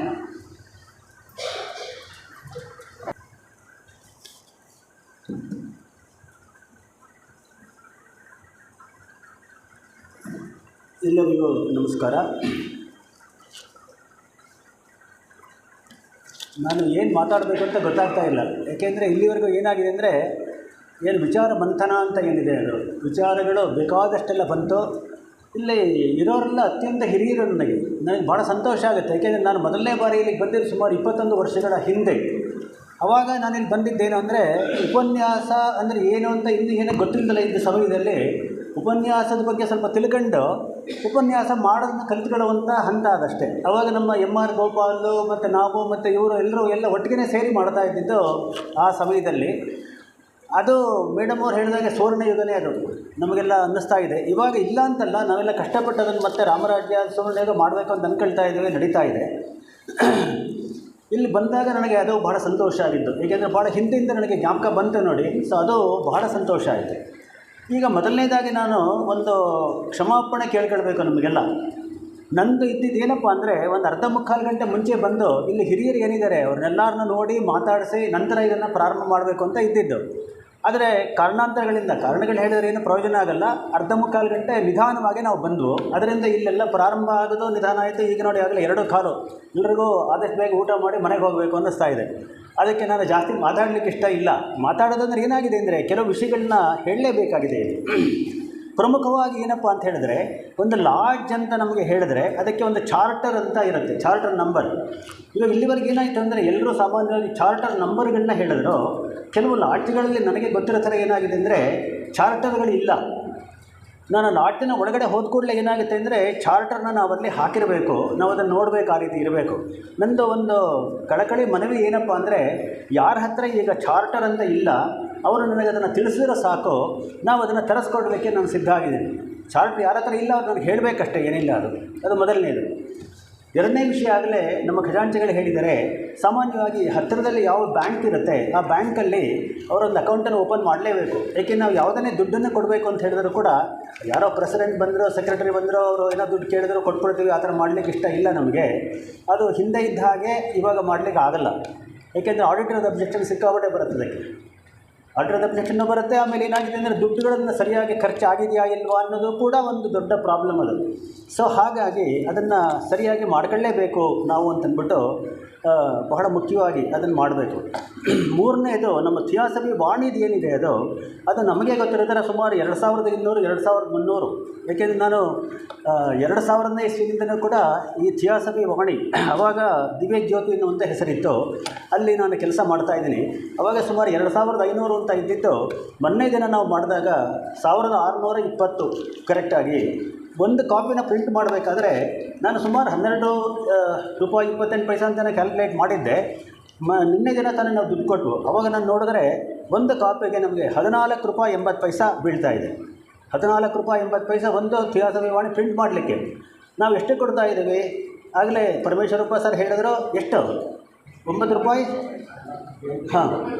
8.40, 9 ರೂಪಾಯಿ ಕೂಡ ಅಲ್ಲ, ಅದೇ 12 ಮೊದಲೇ 108. ನಾವು 108 ಕೊಡ್ತಿಲ್ಲ, ಬರೀ 100 ರೂಪಾಯಿ ಕೊಡ್ತಾ ಇದ್ದೀವಲ್ವಾ. ಸೊ 8 ರೂಪಾಯಿ 40 ಪೈಸೆ ಅಂತ ಇರೋದನ್ನು ನಾವು ಅದನ್ನು ಪ್ರಿಂಟ್ ಮಾಡಿ ಕೊಡ್ತಾ ಇದ್ದೀವಿ. ಆದರೂ ಕೂಡ ಏನಾಗಿದೆ ಅಂದರೆ 100 ರೂಪಾಯಿನ ಕಲೆಕ್ಟ್ ಮಾಡೋದು ಹೇಗೆ ಅಂತಂದ್ಬಿಟ್ಟು ಒಂದು ಪ್ರಾಬ್ಲಮ್ ಅದು. ಟೆಕ್ನಿಕಲಿ ಪ್ರಾಬ್ಲಮ್ ಯಾತಕ್ಕೆ ಅಂತ ಹೇಳಿದ್ರೆ, ಹಿಂದೆ ಏನಾಗಿತ್ತು ಅಂದರೆ ಸದಸ್ಯ ಆದವನು 150 ರೂಪಾಯಿನ ಕೊಡಬೇಕಾಗಿತ್ತು, ಅವ್ರು ಬಂದು ಕಡ್ಡಾಯ ಕೊಡಲೇಬೇಕು ದುಡಿಸ್ಕೊಳ್ಬೇಕಾದ್ರೆ. ಇವಾಗ ಅವರು ಕಡ್ಡಾಯವಾಗಿ ಬರಬೇಕು ಅಂತಿಲ್ಲ, ಏಕೆಂದರೆ ಪೂರ್ತಿ ಮನ್ನಾ ಮಾಡಿಬಿಟ್ಟಿದೆ ಅದನ್ನು. ಹಾಗಾಗಿ ಅವರಿಂದ ನಾವು 100 ರೂಪಾಯಿನ ಕಲೆಕ್ಟ್ ಮಾಡೋದು ಕೂಡ ಕಷ್ಟ ಆಗಿದೆ. ಹಾಗಾಗಿ ಈಗ ನಾವು ಒಂದು ಮನವಿ ಏನಪ್ಪ ಅಂತ ಹೇಳಿದ್ರೆ, ಅವರು ಸಿಗ್ನೇಚರ್ ಮಾಡಲಿಕ್ಕೆ ಬಂದಾಗ ಪ್ರತಿ ವರ್ಷವೂ ಮಾಡಲೇಬೇಕು ಅಂತ ರೂಲ್ಸ್ ಮಾಡಿದಾರಲ್ಲ ಇವಾಗ, ಅವಾಗ ಅವರು 100 ರೂಪಾಯಿನ ಕೊಡಲೇಬೇಕು ಒಂದು. ಎರಡನೇದಾಗಿ ನಾವು ಹೊಸ ಮೆಂಬರ್ ಅಂತ ಮಾಡ್ಕೊಂಡಾಗ ಅವರ ಹತ್ರ ಕೂಡ 100 ರೂಪಾಯಿನ ಕಲೆಕ್ಟ್ ಮಾಡಿದ್ರೆ ಅಂಥ ದೊಡ್ಡ ವಿಷಯ ಏನಿಲ್ಲ ಅದು. ಏಕೆಂದರೆ ನಮ್ಮ ಒಂದು ಥಿಯಾಸಫಿ ಬಗ್ಗೆ ತಿಳ್ಕೊಳ್ಬೇಕಲ್ಲ ಅವರು ಕೂಡ ಹೊಸಬರು ಬಂದಾಗ. ಸೊ ಹಾಗಾಗಿ ಕಡ್ಡಾಯ ಅಂತ ನಾವು ಆಗಲ್ಲ ಅದನ್ನು ಲಾಜಿಕಲಿ, ಆದರೂ ಕೂಡ ಅದನ್ನು ನಾವು ಮಾಡಲೇಬೇಕಾಗಿದೆ ಅನ್ನುವಂಥ ವಿಚಾರ ಇದು. ಸೊ ಹೀಗಾಗಿ ನಾನು ಕೆಲವು ವಿಷಯಗಳನ್ನ ನೋಟ್ ಮಾಡ್ಕೊಂಡಿದ್ದೀನಿ. ಅಂದರೆ ದೊಡ್ಡ ದೊಡ್ಡ ಪ್ರಾಬ್ಲಮ್ಸ್ ಎಲ್ಲ ಏನಿದೆ ಅದನ್ನು ಹೇಗೆ ಸಾಲ್ವ್ ಮಾಡಬೇಕು ಅಂತ ಅದನ್ನು ಮಾಡೋದಕ್ಕೆ ಪ್ರಯತ್ನ ಪಡ್ತಾ ಇದ್ದೀನಿ. ಈಗ ಒಂದು ನಾನು ಹೇಳೋದು ಏನಪ್ಪ ಇಚ್ಛೆ ಅಂತ ಹೇಳಿದ್ರೆ, ಸುಮಾರು 3.5 ವರ್ಷನೇ ಆಯಿತು ಸೆಕ್ರೆಟರಿ ಆಗಿ. ಸೊ ಮೊದಲು ಬಂದಾಗ ನನಗೆ ದಿಗಿಲು ಇದ್ದಿದ್ದು ಏನಪ್ಪ ಅಂದರೆ, ಹೇಗೆ ಇದನ್ನು ಸರಿ ಮಾಡಲಿಕ್ಕೆ ಆಗುತ್ತೆ ಅಂತ. ಆದರೆ ಆಗಿರುವಂತಹದ್ದು ದೊಡ್ಡ ಒಂದು ಆಶ್ಚರ್ಯಕರ ಸಂಗತಿ ಏನು ಅಂದರೆ, ಇವಾಗ ನನ್ನ ಟೀಮ್ ಅಂತ ಏನಿದೆ, ಟೀಮ್ ಅಂತ ಯಾವುದಕ್ಕೆ ಹೇಳ್ತೇನೆ ಅಂದರೆ, ಕಾರ್ಯದರ್ಶಿ ಅಂತ ಹೇಳಿದ್ರೆ ಏನಂದರೆ ಕಾರ್ಯದರ್ಶನ ಮಾಡಬೇಕು, ನಾವೇ ಕೆಲಸ ಮಾಡೋದಲ್ಲ. ಕಾರ್ಯದರ್ಶನ ಅಂದರೆ ಕಾರ್ಯಗಳನ್ನ ಮಾಡೋರನ್ನ ನಾವು ತಯಾರು ಮಾಡಿ ಅವರು ಕೆಲಸಗಳನ್ನ ಸರಿಯಾಗಿ ಮಾಡ್ತಿದ್ದಾರಾ ಅಂತ ನಾವು ನೋಡ್ಕೊಳ್ಳೋದು ನಮ್ಮ ಕೆಲಸ. ಅದು ಸರಿಯಾಗಿ ಮಾಡ್ದಲೇ ಇದ್ದಾಗ ಏನಾಗುತ್ತೆ ಅಂದರೆ ನಾವು ಮಾರ್ಗದರ್ಶನ ನೀಡಲೇಬೇಕಾಗುತ್ತೆ. ಅದು ತೆರೆಮರೆ ಹಿಂದೆ ನಿಂತ್ಕೊಂಡು ಕೂಡ ನಾವು ಮಾಡ್ಬೋದು. ನಾನೇ ದೊಡ್ಡದು, ನಾನು ಈ ಥರ ಬಂದೆ ನಿಂತ್ಕೊಂಡೇ ಮಾತಾಡಿದೆ, ಇದೆಲ್ಲ ಏನೂ ಬೇಕಾಗಿಲ್ಲ. ಅದು ಆ ರೀತಿ ಮಾಡಲಿಕ್ಕೆ ನನಗೆ ಒಂದು ಟೀಮ್ ಅಂತ ಏನಿದೆ ನೋಡಿ, ಇವರು ಮೇಡಮ್ ಅವರು ಇದ್ದಾರೆ, ಇಲ್ಲೆಲ್ಲ ಇರೋರೆಲ್ಲ ನಾನು ನೋಡಿದ್ರೆ ಭಾಳ ಸಂತೋಷ ಆಗ್ತಾಯಿದೆ. We have got A very very good team. ಅದನ್ನು ಕೆಲಸ ಮಾಡೋದಕ್ಕೆ ಪ್ರಾರಂಭ ಮಾಡಿದ್ದೀವಿ. ಇನ್ನೂ ಯಾವುದೋ ಮಹಾತ್ಮರದ್ದು ಅವರದ್ದು ಇದ್ದೇ ಇರುತ್ತೆ, ಯಾವಾಗ ನಮ್ಮ ಹಿನ್ನೆಲೆಯಲ್ಲಿ ಇದ್ದೇ ಇರ್ತಾರೆ. ಬಟ್ ಮಹಾತ್ಮರು ಏನಾಗುತ್ತೆ ಅಂದರೆ ನಮಗೆ ಒಂದು ನಮ್ಮ ಬುದ್ಧಿ ಅಂತ ಏನಿದೆ ಅದನ್ನು ಪ್ರಚೋದನೆ ಮಾಡ್ತಾರೆ. ಅದೇ ನಾವೇ ಕೇಳೋ ಥರ ಏನೋ ಧಿಯೋ ಯೋನಃ ಪ್ರಚೋದಯಾತ್ ಅಂತ ಏನು ಹೇಳ್ತೀವಿ, ಆ ಥರ ನಮ್ಮೆಲ್ಲರ ಬುದ್ಧಿ ಏನಿದೆ ಅದನ್ನು ಪ್ರಚೋದನೆ ಮಾಡುವಂಥ ಕೇಳೋ ತರಹ ಅವರು ಬರೀ ಬುದ್ಧಿನ ಮಾಡ್ತಾರೆ ಅಷ್ಟೇ ಹೊರತು ಅದರ ಕೆಳಗಿರುವಂತಹ ನಮ್ಮ ಉಪಕರಣಗಳು ಅಂತೇನಿದೆ, ಯಾವುದು ಕೆಳ ಮನಸ್ಸು, ಅದಾದಮೇಲೆ ಆಶಾ ಶರೀರ, ಅದಾದಮೇಲೆ ಸ್ಥೂಲ ಶರೀರ, ಅದಕ್ಕೆ ಅವ್ರಿಗೇನು ಅಂದರೆ ಪೂರ್ತಿ ಅದನ್ನು ಅವ್ರು ಏನು ಮಾಡಲಿಕ್ಕೆ ಆಗಲ್ಲ. ಅದನ್ನು ನಾವೇ ನೋಡಿ ಸರಿ ಮಾಡ್ಕೊಂಡು ಅದರ ಪ್ರಕಾರ ನಡ್ಕೊಳ್ಬೇಕು. ಸೊ ಹಾಗಾಗಿ ನಾವು ಈ ಧ್ಯಾನದ ಮುಖಾಂತರ ನಾವು ಅವರಿಂದ ಏನೇನು ಮಾರ್ಗದರ್ಶನ ಬರುತ್ತೆ ಅದನ್ನು ನಾವು ತಿಳ್ಕೊಂಡು ಅದರ ಪ್ರಕಾರವಾಗಿ ನಾವು ಏನು ಮಾಡಬೇಕು, ನಮ್ಮ ಕೆಲಸ ಕಾರ್ಯಗಳನ್ನ ಮಾಡಬೇಕು. ಆಲ್ರೆಡಿ ನಾವು ಮಾಡ್ತಾಯಿದ್ದೀವಿ, ಏಕೆಂದರೆ ನಮ್ಮಲ್ಲಿ ಕುಂದುಕೊರತೆಗಳಿದೆ. ಆಗಲೇ ಅವೆಲ್ಲ ಬಂತು. 60 ವರ್ಷ 70 ವರ್ಷ ಆಗಿರೋರು ಇದ್ದೀವಿ, ನಮಗೆ 40 ವರ್ಷದವ್ರು ಬೇಕು, ಆಗ್ತಾಯಿಲ್ಲ. ಚಿಕ್ಕ ವಯಸ್ಸಿನವ್ರಿಗೆ ಇದು ಯಾವುದು ಬೇಕಾಗಿಲ್ಲ. ಮತ್ತು ನಮಗೆ ಈ ಒಂದು ಅಧ್ಯಾತ್ಮ ಅಂತ ಏನಿದೆ ಇದು ವಯಸ್ಸಾದ ಮೇಲೆ ಮಾತ್ರ ಬೇಕು. So many things are going on. ಅದೆಲ್ಲ ಅದು ಮೂಲೆಗೆ ಇಟ್ಕೊಳ್ಳೋಣ ಅಷ್ಟೇ. ಇವಾಗ ನಾನು ಇಲ್ಲಿದ್ದೀನಲ್ಲ, ನಾನು ಏನು ಮಾಡಬೇಕು ಆ ವಿಷಯ ಕೂಡ ಬಂದಷ್ಟೇ. ನನ್ನ ಕೆಲಸ ಏನಿದೆ ನಾನು ಮಾಡಲಿಕ್ಕಾಗತ್ತಾ, ನಾನು ಕೂಡ ಮಾಡಿ ಒಂದು ಲೀಡರ್ ಅಂತ ಆಗಬೇಕಾದ್ರೆ ಏನು ಅಂತ ಹೇಳಿದ್ರೆ, ನಾಯಕ ಅಥವಾ ನಾಯಕತ್ವ ಬೇಕು ಅಂತ ಹೇಳಿದ್ರೆ ನಮ್ಮ ಜೊತೆಯಲ್ಲಿರೋರನ್ನು ಕೂಡ ಆ ಮಾರ್ಗದಲ್ಲಿ ಕರ್ಕೊಂಡು ಹೋಗಬೇಕು ಅಲ್ವಾ. ಅದಕ್ಕೇನೆಂದರೆ ವಾಕ್ ದ ಟಾಕ್ ಅಂತ. ನಾವು ಬರೀ ಮಾತಾಡೋದಲ್ಲ, ನಾವೇನು ಹೇಳ್ತಾ ಇದ್ದೀವಿ ಅದರ ಪ್ರಕಾರ ನಡ್ಕೊಳ್ಬೇಕು. ಆ ರೀತಿ ನಡ್ಕೊಳ್ತಾ ಬೇರೆಯವ್ರಿಗೆ ಮಾರ್ಗದರ್ಶನ ನೀಡಬೇಕು. ಸರಿಯಾಗಿದೆ ತಾನೆ ನಾನು ಹೇಳ್ತಾ ಇರೋದಲ್ವ. ಈಗ ನಾನು ಬರೀ ಭಾಷಣ ಮಾಡಿದ್ರೆ ಏನೂ ಪ್ರಯೋಜನ ಆಗಲ್ಲ. ಅದು ಬೇರೆಯವ್ರು ಏನು ಮಾಡ್ತಾರೆ, ಅವ್ರು ನೋಡಿ ನಮ್ಮನ್ನು ಕಲ್ತ್ಕೊಳ್ತಾರೆ. ಪರ್ಟಿಕ್ಯುಲರ್ಲಿ ಮಕ್ಕಳು ಮನೆಯಲ್ಲಿ ತಂದೆ ತಾಯಿಗಳು ಏನು ಮಾಡ್ತಾರೆ ಅದನ್ನು ನೋಡಿ ಕಲ್ತ್ಕೊಳ್ತಾರೆ ಅಷ್ಟೇ ಹೊರತು ಬೋಧನೆ ಗೀದನೆ ಎಲ್ಲ ನಡೆಯಿಲ್ಲ ಅಲ್ಲಿ ಅಲ್ವಾ. ಪ್ರತಿಯೊಂದನ್ನು ಕೂಲಂಕಷವಾಗಿ ನೋಡ್ತಾ ಇರ್ತಾರೆ ಅವರು, ನಮಗೆ ಗೊತ್ತಿರಲ್ಲ, ಅವ್ರು ನೋಡ್ತಾ ಇರ್ತಾರೆ ಎಲ್ಲದನ್ನು. ಹಾಗಾಗಿ ಇಲ್ಲೂ ಕೂಡ ಏನು ಸದಸ್ಯರು ಅಂತ ಆಗಿರೋರು, ನಾವು ಚಿಕ್ಕವರಾದರೆ ದೊಡ್ಡವರು ನೋಡ್ತಾ ಇರ್ತೀವಿ, ದೊಡ್ಡವರು ನಮ್ಮನ್ನು ನೋಡ್ತಾ ಇರ್ತಾರೆ. ಇದು ಪರಸ್ಪರ ಏನಾಗುತ್ತೆ ಅಂದರೆ ಇದನ್ನು ನೋಡಿ ನಾವು ಮುಂದೆ ನಡ್ಕೊಂಡು ಹೋಗಬೇಕಾಗಿದೆ. ಇದು ಥಿಯಾಸಫಿನ ನಾವು ಯಾರಿಂದಲೇ ಇದ್ದರೂ ಬಂದು ಹೋಗೇ ಹೋಗುತ್ತೆ, ಏಕೆಂದರೆ ಅದರಲ್ಲಿ ಅಷ್ಟೊಂದು ಶಕ್ತಿ ಇದೆ.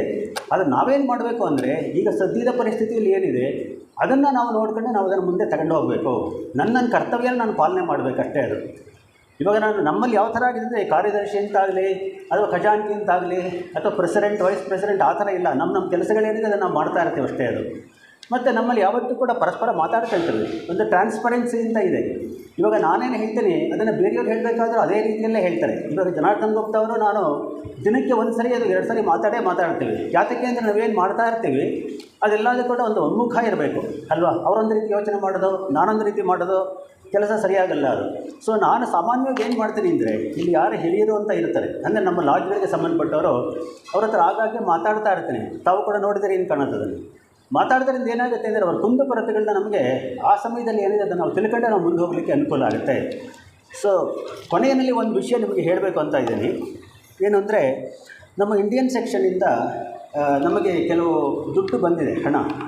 ಅದನ್ನು ಟ್ರಾನ್ಸ್ಪರೆಂಟಾಗಿ ನಾನು ಇಲ್ಲಿ ತಿಳಿಸ್ತಾ ಇದ್ದೀನಿ. ಅಂದರೆ ಯಾರ್ಯಾರಿಗೆ ಎಷ್ಟೆಷ್ಟು ಬಂದಿದೆ ಅದನ್ನು ನಾವಿಲ್ಲಿ ಸರಿಯಾದ ರೀತಿಯಲ್ಲಿ ಅದನ್ನು ಉಪಯೋಗಿಸಬೇಕು.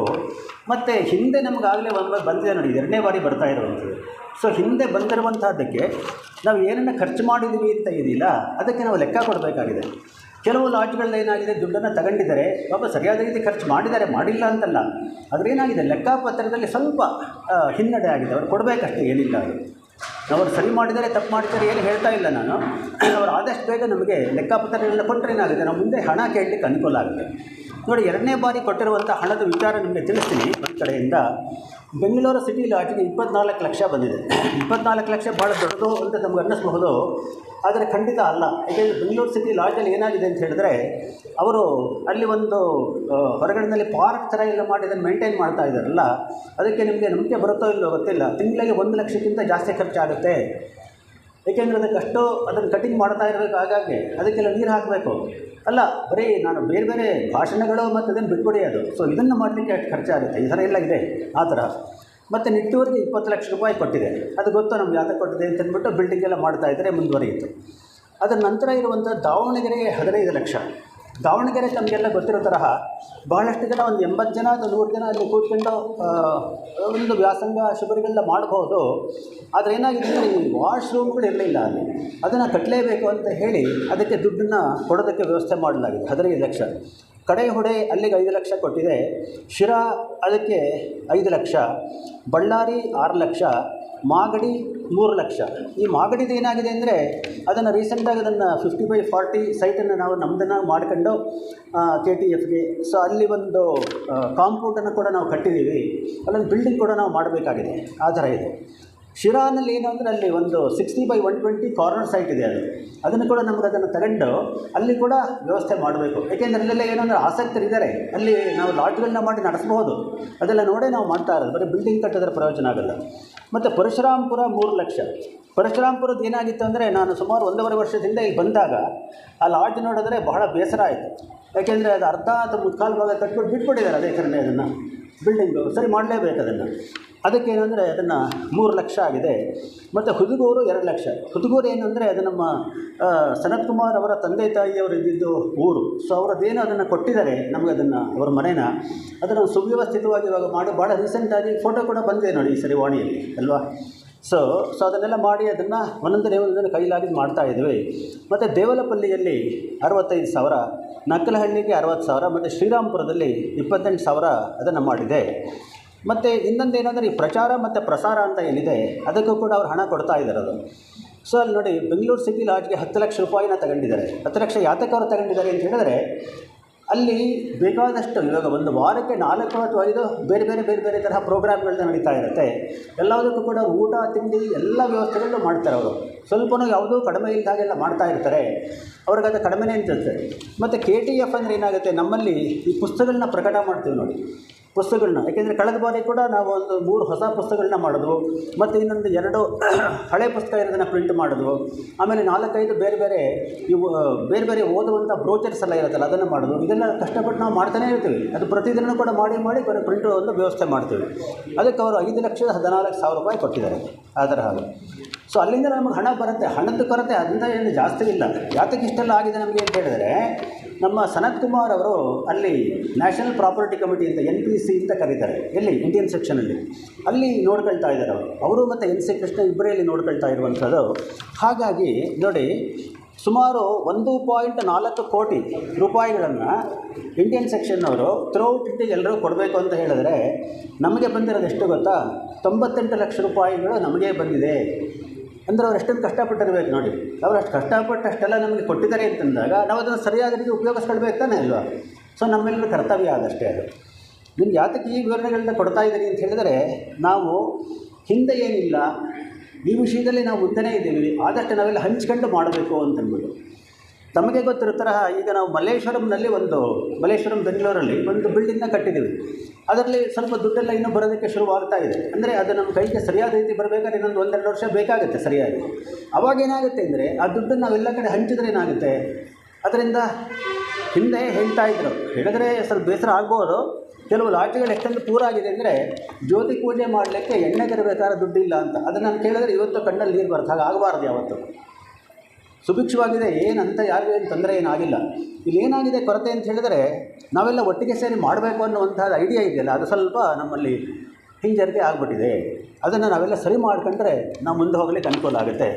ಐ ಥಿಂಕ್ ಇದು ಸಾಕು ಅಂತ ಹೇಳಿದ್ರೆ, ಏಕೆಂದರೆ ಈ ಪ್ರಶ್ನೆಗಳು ಬೇಕಾದಷ್ಟೆಲ್ಲ ಇದ್ದೇ ಇರುತ್ತೆ, ಉತ್ತರಗಳು ಕೂಡಲೇ ಸಿಗಲ್ಲ. ಉತ್ತರಗಳೇನಂದ್ರೆ ನಾವು ಕಾಯಬೇಕು ಮತ್ತು ನಾವು ಕೆಲಸಗಳನ್ನ ಮಾಡಬೇಕು. ಮಾಡ್ತಾ ಇದ್ದಾಗ ಮಾತ್ರ ನಮ್ಗೆ ಉತ್ತರಗಳ ನಂತರ ಸಿಗುತ್ತೆ ಅಂತ ಹೇಳ್ತಾ ನನ್ನ ಮಾತುಗಳಿಂದ ಇಲ್ಲೇ ಮುಗಿಸ್ತಾ ಇದ್ದೀನಿ. ಆಗಲೇ ಸಮಯ ಆಗಿದೆ. ನಮಸ್ಕಾರ. ಅನಂತ ಧನ್ಯವಾದಗಳು ಶ್ರೀಧರ್ ಸರ್ಗೆ. ಸಮಯ ಮೀರ್ತಾ ಇದೆ, ಆದರೆ ಒಟ್ಟು ಈ ಕಾರ್ಯಕ್ರಮ ಹೇಗೆ ಮೂಡಿಬಂತು ಅನ್ನೋದಕ್ಕೆ ಒಂದು ಫೀಡ್ಬ್ಯಾಕ್ ತಗೊಳ್ಳೋಣ. ಮೊದಲನೇದಾಗಿ ನಾನು ಗಂಗಾಧರಪ್ಪನವ್ರನ್ನ ಕರಿತೀನಿ. ಚಿತ್ರದುರ್ಗ ಲಾಡ್ಜ್ನ ಅಧ್ಯಕ್ಷರಾಗಿರುವಂತಹ ಅವರು ನಿಮ್ಮ ಅನಿಸಿಕೆಗಳನ್ನು ಕೊಡಿ. ಒಟ್ಟಾರೆ ಈ ಕಾರ್ಯಕ್ರಮ ಹೇಗೆ ರೂಪುಗೊಂಡು, ಯಾವ ಕೊರತೆಗಳಿತ್ತು, ಏನನ್ನು ನಾವು ಇನ್ನೂ ಕೂಡ ಇಂಪ್ರೂವ್ ಮಾಡಿಕೊಳ್ಬೇಕು ಅನ್ನೋದ್ರ ಬಗ್ಗೆ ತಿಳಿ.